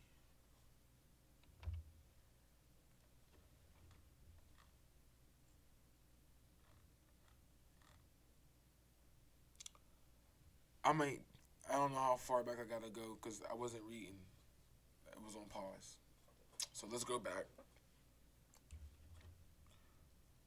Um, yeah, I'm just gonna start with tribe. A tribe is a family which has grown as a result of procreation. It follows that a tribe is an enlarged family. Similarly, a nation is a tribe which has grown through procreation. The nation then is an enlarged tribe. The world is a nation which has been diversified into various nations. The world then is an enlarged nation. The relationship which binds the family also binds the tribe, the nation, and the world. However, it weakens with the increase in number. The essence of humanity is that of nation. The essence of nation is that of the tribe, and the essence of the tribe is that of family. The degree of warmth involved in the relationship decreases proportionately with the increase in size of the social unit. This is an indisputable social fact denied only by those who are ignorant of it. The social bond, cohesiveness, unity, intimacy, and love are stronger at the family level than at the tribal level, stronger at the tribal level than that of the nation, and stronger at the level of the nation than that of the world. Advantages, privileges, values, and ideals based on social bonds exist where those bonds are natural and undoubtedly strong. They are stronger at the family level than at the level of the tribe, stronger at the tribal level than that of the nation, and stronger at the nation's level than that of the world. Thus, these social bonds, benefits, advantages, and ideals associated with them are lost whenever the family, the tribe, the nation, or humankind vanish or are lost. It is therefore of great importance for human society to maintain the cohesiveness of the family, the tribe, the nation, and the world in order to benefit from the advantages, privileges, values, and ideals yielded by the solidarity, cohesiveness, unity, intimacy, and love of family, tribe, nation, and humanity. In the social sense, the familial society is better than that of the tribal society is better than that of the nation, and the society of the nation is better than the world is better than world society with respect to fellowship, affection, solidarity, and benefits. All right, here's number 21. The merits of the tribe. Since the tribe is a large family, it provides its members with much the same material benefits and social advantages that the family provides for its members, for the tribe is a secondary family. What must be emphasized is that in the context of the tribe, an individual might indulge himself in an uncouth manner, something which he would not do within the family. However, because of the smallness and size of the family, immediate supervision is not exercised, unlike the tribe, whose members continually feel that they are under its supervision. In view of these considerations, the tribe forms a behavior pattern for its members, developing into a social education which is better and more noble than any school education. The tribe is a social school where its members are raised to absorb the high ideals which develop into a behavior pattern for life. These become automatically rooted as the human being grows, unlike classrooms, education, with its curricula, formally dictated and gradually lost with the growth of the individual. This is so because it is so. This is so because it is so. This is so because it is formal and compulsory, and because the individual is aware of the fact that it is dedicated to him. The tribe is a natural social umbrella for social security. By virtue of social tribal traditions, the tribe provides for its members collective protection in the form of fines, revenge, and defense, namely social protection. Blood is the prime factor in the formation of the tribe, but it is not the only one because affiliation is also a factor in the formation of the tribe. With the passage of time, the differences between the factors of blood and affiliation disappear, leaving the tribe as one social and physical unit, though it remains fundamentally a unit of blood and origin. 22. The nation. The nation is the individual's national political umbrella. It is wider than the social umbrella provided by the tribe to its members. Tribalism damages nationalism because tribal allegiance weakens national loyalty and flourishes at its expense. In the same way, loyalty to the family flourishes at the expense of tribal loyalty and weakens it. National loyalty is essential to the nation, but at the same time, it is a threat to humanity. The nation in the world community is similar to the family in the tribe. The more the families of a tribe feud and become fanatical, the more the tribe is threatened. The family is threatened when its individual members feud and pursue only their personal interests. Similarly, if the tribes of a nation quarrel and pursue only their interests, then the nation is undermined.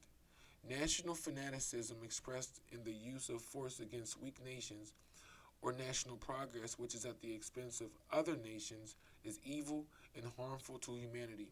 However, strong individuals who have self respect and are aware of their own individual responsibilities are important and useful to the family, just as a strong and respectable family, which is aware of its importance is socially and materially beneficial to the tribe.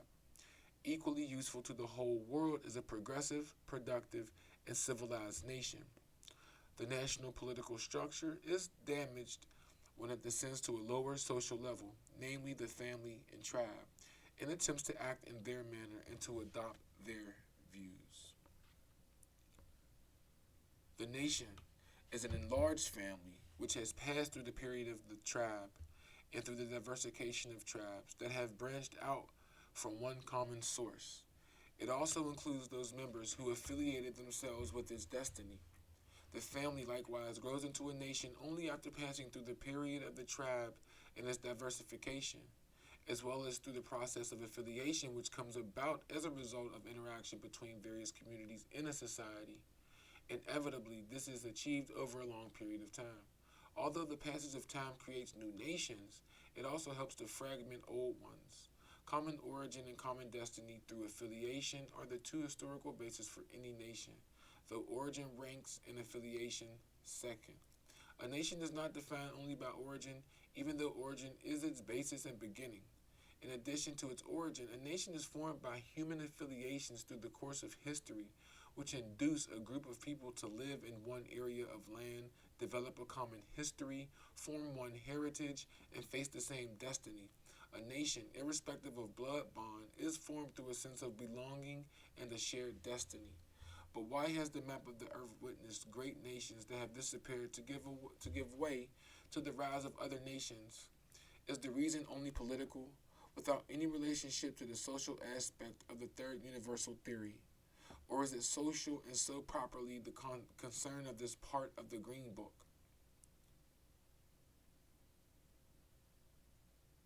I'm sorry, let me read that again. Or is it social and so properly the concern of this part of the Green Book? Let us see. The family is indisputably a social structure rather than a political one. The same applies to the tribe because it is a family which has reproduced and enlarged itself to become many families. Equally true, the nation is a tribe after it has grown and its branches have multiplied and become tribes. The nation is also a social structure whose bond is nationalism. The tribe is a social structure whose bond is tribalism. The family is a social structure whose bond is family ties, and global society is a social structure whose bond is humanity. These facts are self evident. There is then the political structure of states, which form the political map of the world. But why does the map of the world keep changing from one age to the next? The reason is that political structures may or may not be consistent with social structures. Hold on.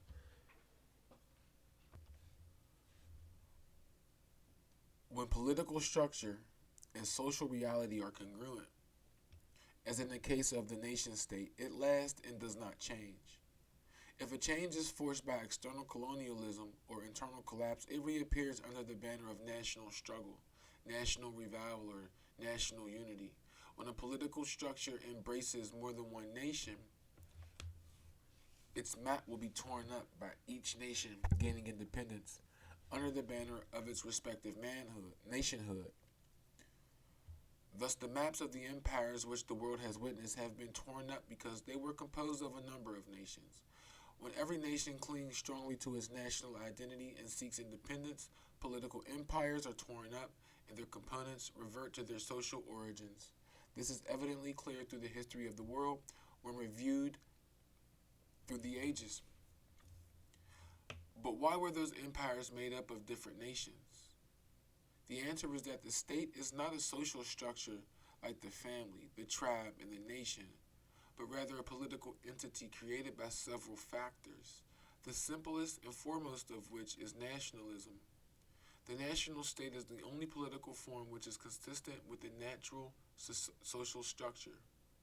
Its existence lasts unless it becomes subject to the tyranny of another stronger nationalism, or unless its political structure as a state is affected by its social structure in the form of tribes, clans, and families. A political structure is corrupted if it becomes subservient to the sectarian social structure of the family, tribe, or sect and adopts its characteristics. Religious, economic, and military factors also contribute to form a state which differs from the basic national state. A common religion, as well as the requirements of economics or military conquest, may create a state which embraces several nations. Thus, in one age, the world witnesses a state or an empire which will disintegrate in another age.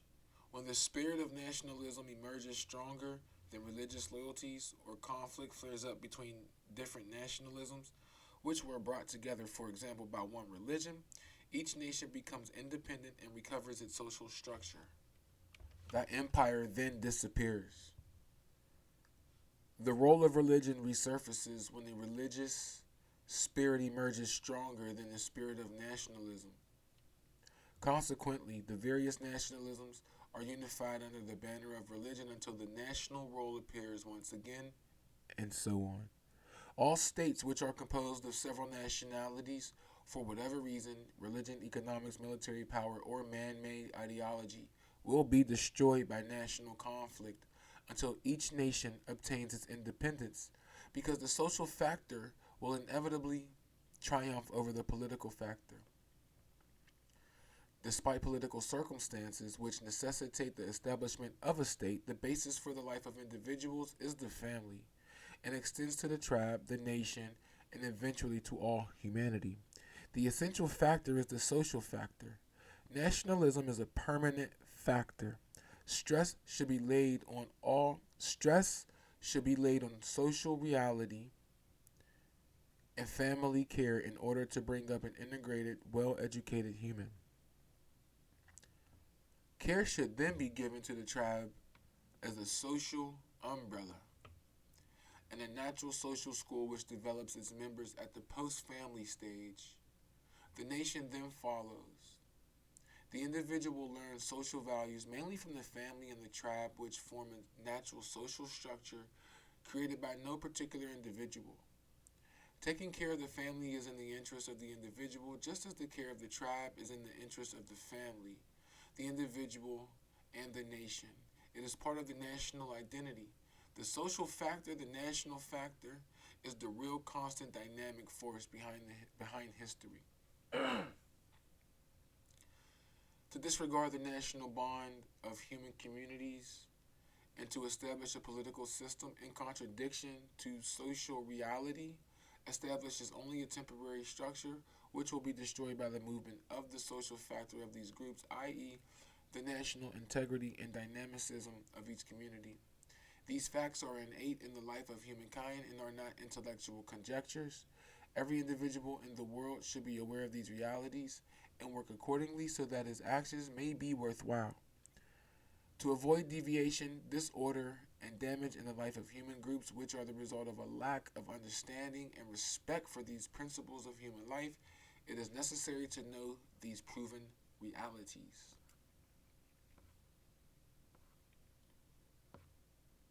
Woman, 23. Woman. It is an undisputed fact that both man and woman are human beings.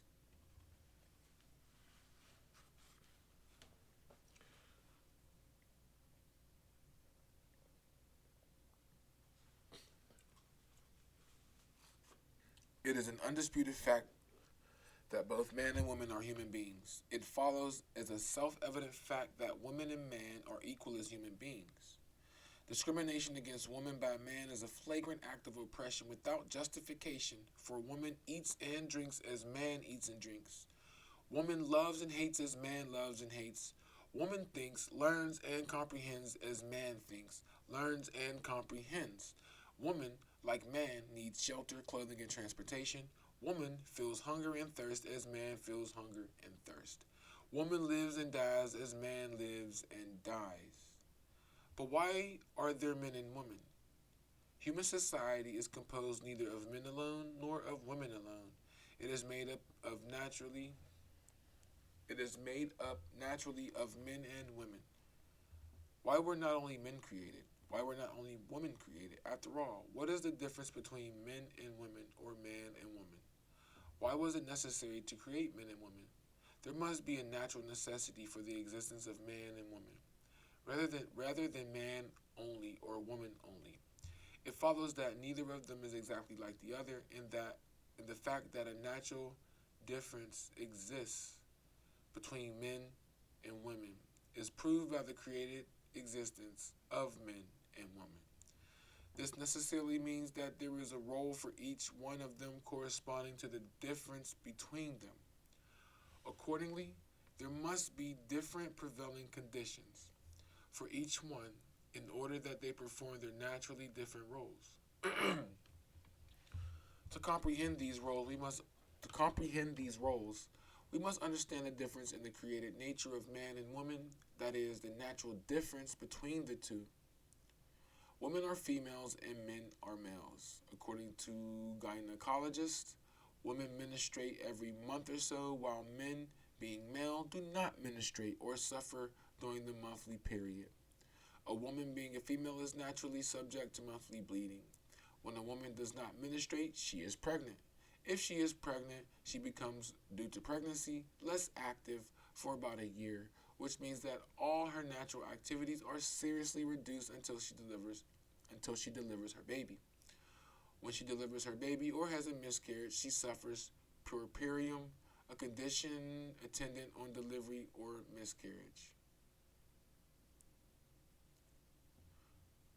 As man does not get pregnant, he is not liable to the conditions which women, being female, suffer. Afterwards, a woman may breastfeed the baby she bore. Breastfeeding continues for about 2 years. Breastfeeding means that a woman is so inseparable from her baby that her activity is seriously reduced. She becomes directly responsible for another person whom she assists in his or her biological functions. Without this assistance, that person would die. The man, on the other hand, neither conceives nor breastfeeds. End of gynecology. End of gynecological statement. All these innate characteristics form differences because of which men and women are not the same. These characteristics in themselves are the realities that define male and female, men and women. They assign to each of them a different role or function of life in life. This means that men cannot replace women in carrying out these functions. It is worthy of consideration that these biological functions are a heavy burden, causing women great effort and suffering. However, without these functions which women perform, human life would come to an end. It follows that it is a natural function which is neither voluntary nor compulsory. It is an essential function without which human life would come to a complete halt. Deliberate interventions against conception form an alternative to human life. In addition to that, there exists deliberate interventions against conception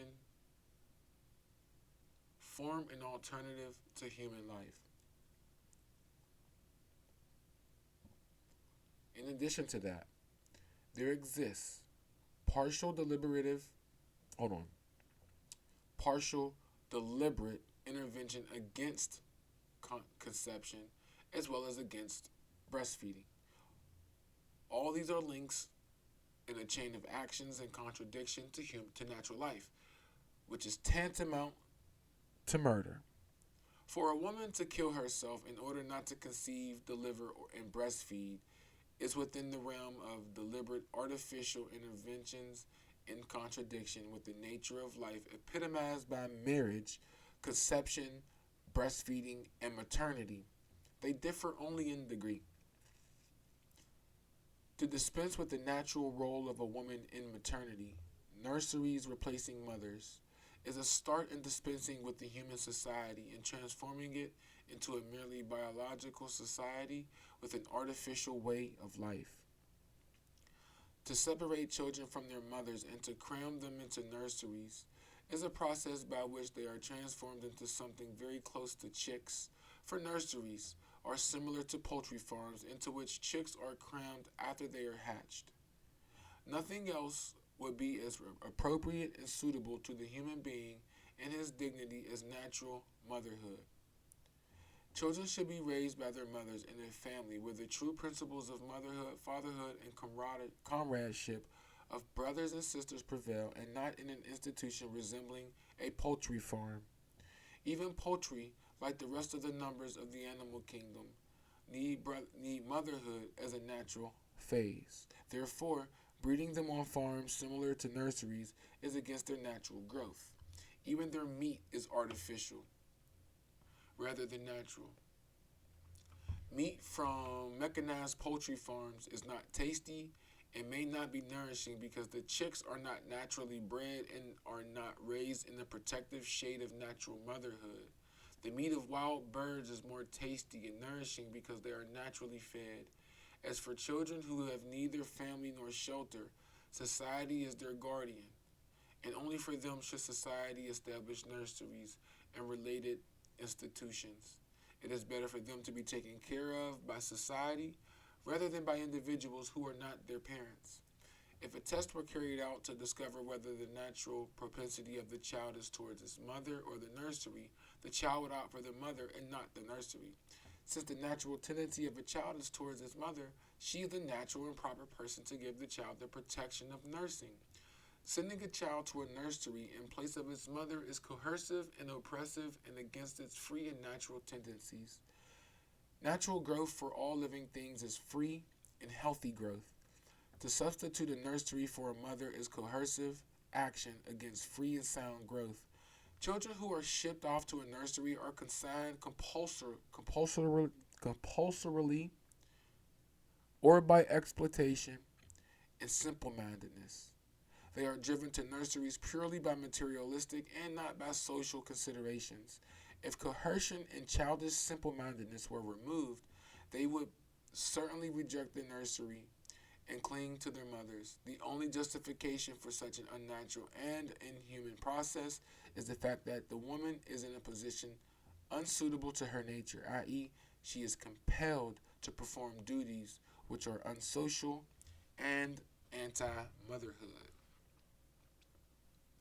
A woman whose created nature has assigned to her a natural role different from that of a man must be in an appropriate position to perform her natural role. Motherhood is the female's function, not the male's. Consequently, it is unnatural to separate children from their mothers. Any attempt to take children away from their mothers is coercion, oppression, and dictatorship. The mother who abandons her maternity contradicts her natural role in life. She must be provided with her rights and with conditions which are non-coercive, unoppressive, and appropriate to her natural role. She can then fulfill her natural role under natural conditions. If the woman is forced to abandon her natural role regarding conception and maternity, she falls victim to coercion and tyranny. A woman who needs work that renders her unable to perform her natural function is not free and is compelled to work by need. And in need, freedom is latent. Among suitable and even essential conditions which enable women to perform their natural role, which differs from that of men, are those very conditions which are proper for a human being who is incapacitated and burdened with pregnancy. Bearing another human being in her womb lessens her physical ability. It is unjust to place such a woman in this stage of maternity, no, it's maternity, yeah, into circumstances of physical work incompatible with her condition. For pregnant women to perform such physical work is tantamount to punishment for their betrayal of their maternal role. It is the tax they pay for entering the realm of men, which is naturally alien to their own. The belief, even if it is held by a woman, that she carries out physical labor of her own accord is not in fact true. She performs the physical work only because a harsh materialistic society has placed her, without her being directly aware of it, into coercive circumstances. She has no alternative but to submit to conditions of that society, even though she may think that she works of her own accord. In fact, the alleged basis that there is no difference in any way between men and women deprives men of her freedom. The phrase "in any way" is a monstrous deception. This idea will destroy the appropriate and necessary conditions which constitute the privilege which women ought to enjoy apart from men in accordance with their distinctive nature, and upon which their natural role in life is based. To demand equality between man and woman in carrying heavy weights while the woman is pregnant is unjust and cruel. To demand equality between them in fasting and hardship while she is breastfeeding is unjust and cruel. To demand equality between them in any dirty work which stains her beauty and detracts from her femininity is unjust and cruel. Education that leads to work unsuitable for her nature is unjust and cruel as well. There is no difference between men and women in all that concerns humanity. None of them should marry the other against his or her will, or divorce without a just trial or mutual agreement. Neither should a woman remarry without such agreement or divorce, nor a man without divorce or consent. The woman is the owner of the house because it is one of the suitable and necessary conditions for a woman who ministrates, conceives, and cares for her children. The female is the owner of the maternity shelter, which is the house. Even in the animal world, which differs in many ways from that of humans, and where maternity is also a duty according to nature, it is coercive to deprive the male. It is coercive to deprive the female of her shelter and the offspring of their mother. Woman is female. Being female means she has a biological nature that is different from that of the male. The female's biological nature, differing as it does from that of the male's, has imparted to women characteristics different from those of men in form and in essence. A woman's anatomy is different from that of a man's, just as the female differs in plants and animals. This is a natural and incontrovertible fact. In the animal and plant kingdoms, the male is naturally created strong and aggressive, while the female is created beautiful and gentle. These are natural and eternal characteristics innate to living creatures, whether they are called human beings, animals, or plants. In view of this different nature and in line with the laws of nature, the male has played the role of the strong, surviving not by design, but simply because he is created that way. The female has played the role of the beautiful and the gentle involuntarily because she was created so. This natural rule is just partly because it is natural and partly because it is the basic rule for freedom. All living creatures are created free, and any interference with that freedom is coercion. Not to adhere to these natural roles and to lack concern for their limits amounts to a wanton act of corruption against the values of life itself. Nature has been designed to be in harmony with the inevitability of life, from what is being to what will become. The living creature is a being who inevitably lives until it is dead. The existence between the beginning and the end of life is based on a natural law without choice or compulsion. It is natural, it is natural freedom. In the animal, plant, and human realms, there must be a male and a female for life to occur from its beginning to its end. Not only do they exist, but they have to exercise with absolute efficiency the natural role for which they have been created. If the role is not being efficiently performed, there must be some defect in the organization of life caused by historical circumstances. This is the case of societies almost everywhere in the world today, as they confuse the roles of men and women and endeavor to transform women into men. In harmony with nature and its subsequent purpose, men and women must be creative within their respective roles. To resist its to resist its retrogressive, it is directed against nature and destroys the basis of freedom, for it is hostile to both life and survival. Men and women must perform, not abandon the roles for which they are created. Abandoning their role, or even a part of it, only occurs as a result of coercive conditions and under abnormal circumstances. The woman who rejects pregnancy, marriage, beautification, and femininity for reasons of health abandons her natural role in life under these coercive conditions of ill health. The woman who rejects marriage, pregnancy, or motherhood because of work abandons her natural role under similar coercive conditions. The woman who rejects marriage, pregnancy, or maternity without any concrete cause abandons her natural role as a result of a coercive and morally deviant circumstances. Thus, abandoning the natural roles of female and male in life can only occur under unnatural conditions which are contrary to freedom and are a threat to survival. Consequently, there must be a world revolution which puts an end to all materialistic conditions hindering women from performing their natural role in life and so drives them to carry out men's duties in order to attain equal rights. Such revolution will inevitably take place, particularly in industrial societies, as a response to the instinct of survival, even without any instigator of revolution, such as the Green Book. All societies today look upon women as little more than commodities. The East regards her as a commodity to be bought and sold, while the West does not recognize her femininity. Driving women to do man's work is a flagrant aggression against the femininity with which she is naturally provided and which defines a natural purpose essential to life.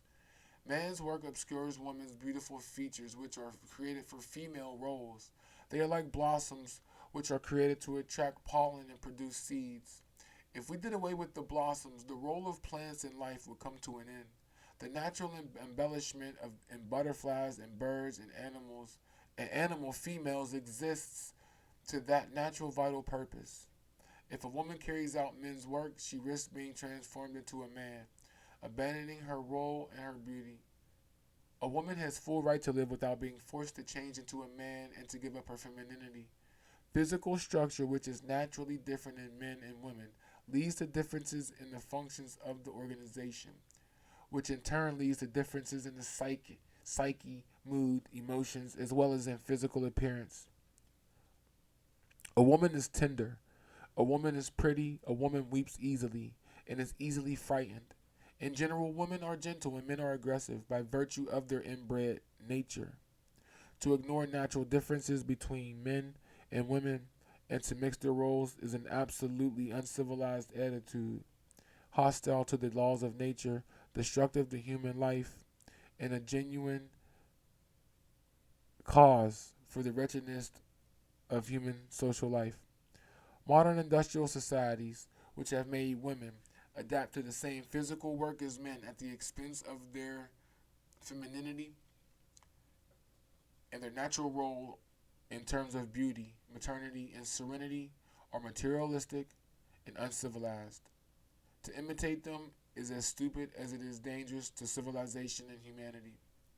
The question, then, is not whether women should or should not work, for this is a ridiculous materialistic presentation of the case. Work should be provided by the society to all able members who need work, men and women, on the condition that individuals work in their own fields and not be coerced into carrying out unsuitable work.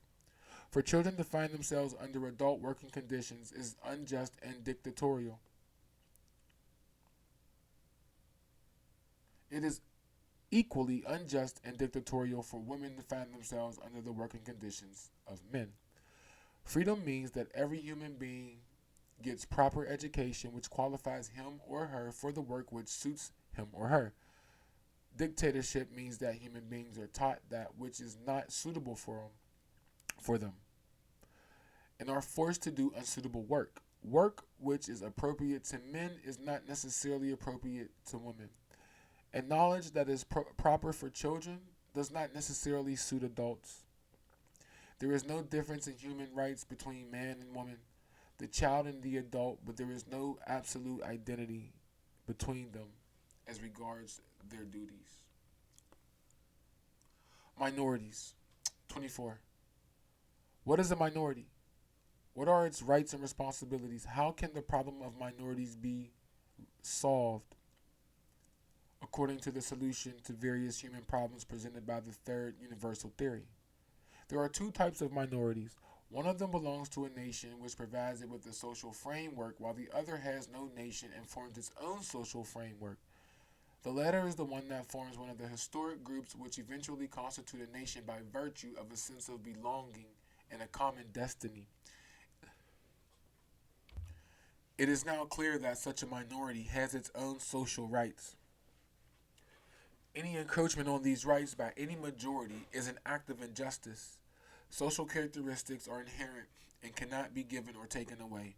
The political and economic problems of minorities can only be solved within a society controlled by the masses in whose hands power, wealth, and arms should be placed. To view the minority as a political and economic substrata is dictatorial and unjust.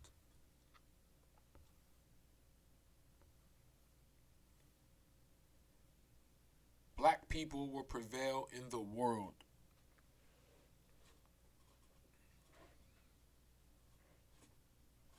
The Arab Muammar Gaddafi said that. I see him as an Arab. He looks like Arab to me. But he said it says black people will prevail in the world. The latest age of slavery has been the enslavement of blacks by white people. The memory of this age will persist in the thinking of black people until they have vindicated themselves. This tragic and historic event, the resulting bitter feeling, and the yearning or the vindication of a whole race constitute a psychological motivation of black people to vengeance and triumph that cannot be disregarded.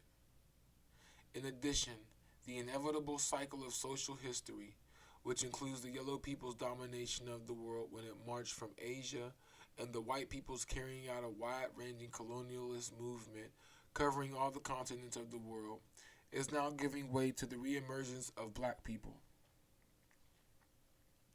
Black people are now in a very backward social situation, but such backwardness works to bring about their numerical superiority because their low standard of living has shielded them from methods of birth control and family planning. Also, their old social traditions place no limit on marriages, leading to their accelerated growth. The population of other races has decreased because of birth control, restrictions on marriage, and constant occupation and work. unlike the blacks, who tend to be less obsessive about work in a climate which is continuously hot.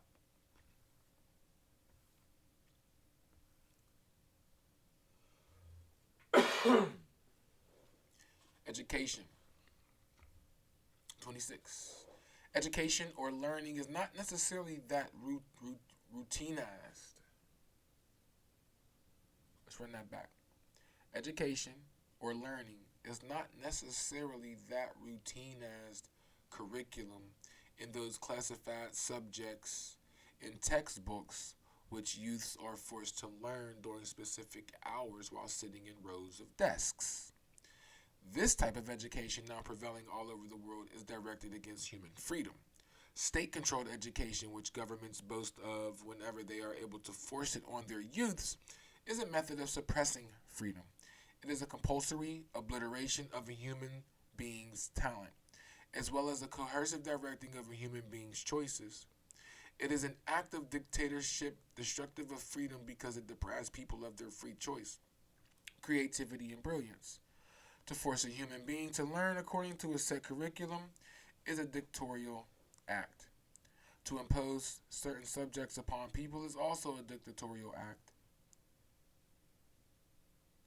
State controlled and standardized education is in fact a forced stultification of the masses. All governments which set courses of education in terms of formula curricula and force people to learn those courses coerce their citizens. All methods of educating, oh no, all methods of education prevailing in the world should be destroyed through a universal cultural revolution that frees the human mind from curricula of fanaticism, which dictate a process of deliberate distortion of man's tastes, conceptual ability, and mentality. This does not mean that schools are to be closed and that people should turn their backs on education, as it may seem to superficial readers. On the contrary, it means that society should provide all types of education, giving people the chance to choose freely any subjects they wish to learn. This requires a sufficient number of schools for all types of education. Insufficient numbers of schools restrict human freedom of choice, forcing them to learn only the subjects available while depriving them of the natural right to choose because of the unavailability of other subjects. Societies which ban or monopolize knowledge are reactionary societies which are biased towards ignorance and are hostile to freedom. Societies which prohibit the teaching of religion are reactionary societies biased towards ignorance and hostile to freedom. Societies which monopolize religious freedoms are reactionary societies biased towards ignorance and hostile to freedom. Equally so are the societies which distort the religions, civilizations, and behavior of others in the process of teaching those subjects. Societies which consider materialistic knowledge taboo are likewise reactionary societies biased towards ignorance and hostile to freedom. Knowledge is a natural right of every human being of which no one has the right to deprive him or her under any pretext, except in the case where a person does something which deprives him or her of that right.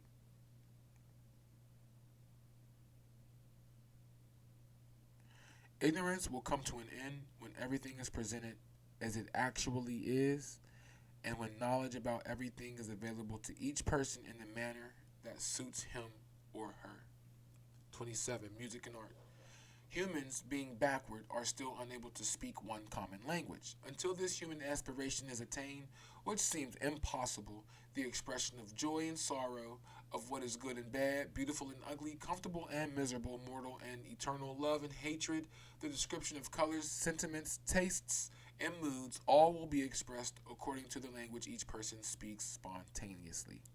Behavior itself will result from the reaction produced by the feeling that the language creates in the speaker's mind. Learning a single language, whatever it may be, is not the solution for the time being. It is a problem that will inevitably remain without solution until the process of the unification of languages has passed through time. providing that the hereditary factor loses its effect on subsequent generations through the passage of sufficient time. The sentiment, taste, and mood of ancestors form those of their descendants.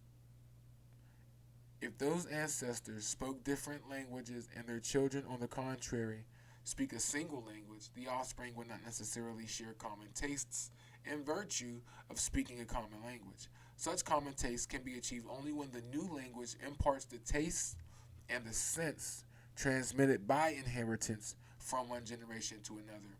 If one group of people wears white clothes in the morning and another group puts on black, the sentiment of each group will be adjusted according to these two colors, i.e., one group rejects the black color on such an occasion while the other one prefers it, and vice versa.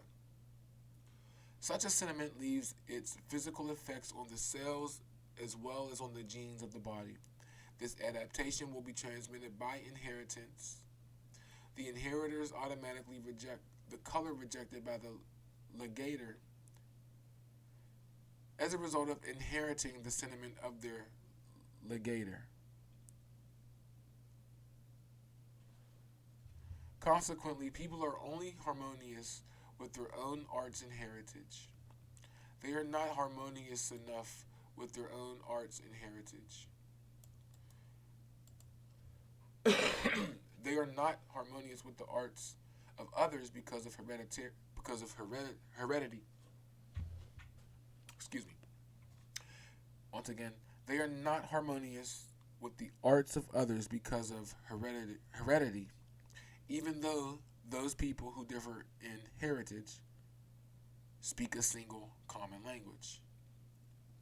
Such a difference emerges between the groups of one people, even if it is on a small scale. To learn a single language is not the problem, and to understand others' arts as a result of learning their language is also not the problem. The problem is the impossibility of a real intuitional adaptation to the language of others.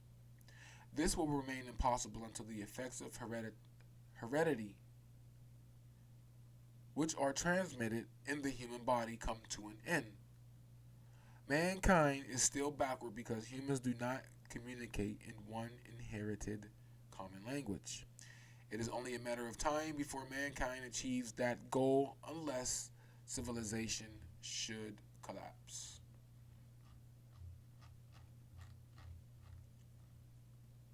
'28. Sport, horsemanship, and the stage. And this is the last one. This is it. We're at the end here.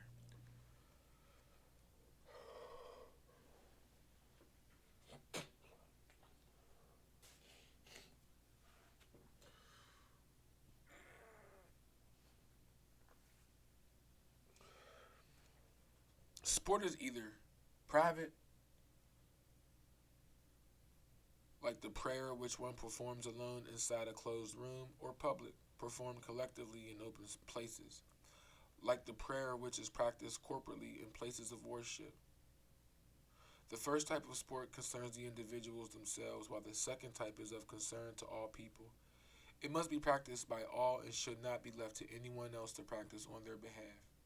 It is unreasonable for crowds to enter places of worship just to view a person or a group of people praying without taking part. It is equally unreasonable for crowds to enter playgrounds and arenas to watch a player of a team without participating themselves. Sport is like praying, eating, and the feelings of coolness and warmth. It is unlikely that crowds will enter a restaurant just to look at a person or a group of people eat. It is also unlikely that they will let a person or a group or people enjoy warmth or ventilation on their behalf. It is equally illogical for the society to allow an individual or a team to monopolize sports while the society as a whole pays the cost of such a monopoly for the exclusive benefit of one person or team.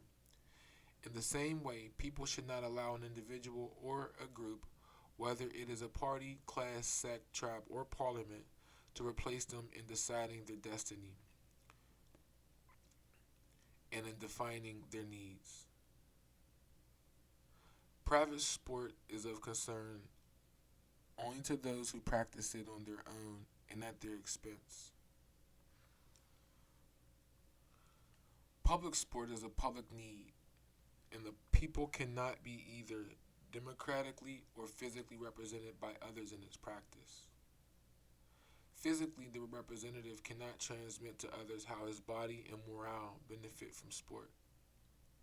Democratically, no individual or team has the right to monopolize sport, power, wealth, or arms for themselves. Sporting clubs represent the basic organization of traditional sport in the world today. They retain all expenditure and public facilities allocated to sport in every state. These institutions are social, monopolistic agencies like all dictatorial political instruments, which monopolize authority, economic instruments, which monopolize wealth, and traditional military instruments, which monopolize arms.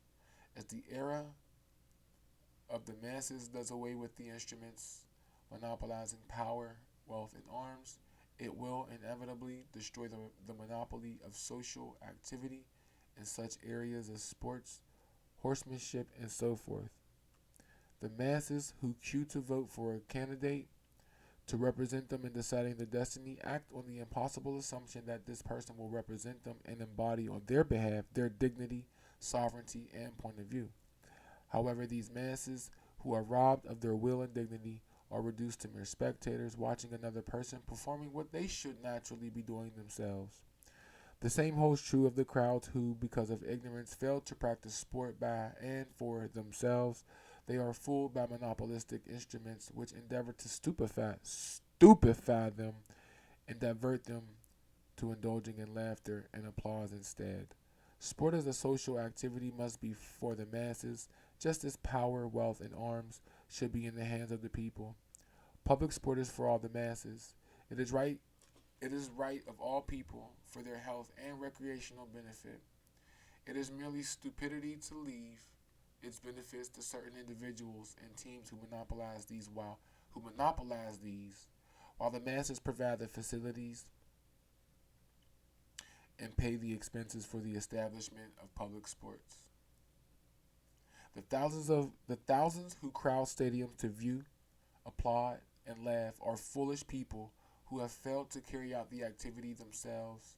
They line up lethargically in the stands of the sports grounds and applaud those heroes who wrest from them the initiative, dominate the field, and control the sport, and in so doing exploit the facilities that the masses provide. Originally, the public grandstands were designed to demarcate the masses from the playing fields and grounds, to prevent the masses from having access to the playing fields. When the masses march and play sport in the center of playing fields and open spaces, stadiums will be vacant and become redundant. This will take place when the masses become aware of the fact that sport is a public activity which must be practiced rather than watched. This is more reasonable as an alternative than the present costume of a helpless, apathetic majority that merely watches. Grandstands will disappear because no one will be there to occupy them. Those who are unable to perform the roles of heroism in life, who are ignorant of the events of history, who fall short of envisaging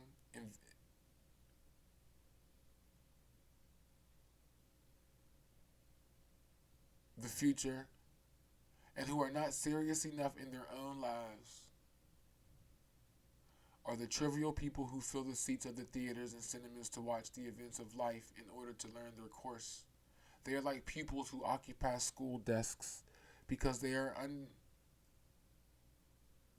uneducated and also initially illiterate. Those who direct the course of life for themselves have no need to watch life working through actors on the stage or in the cinema. Horsemen who hold the reins of their horses likewise have no seat in the grandstands at the race course.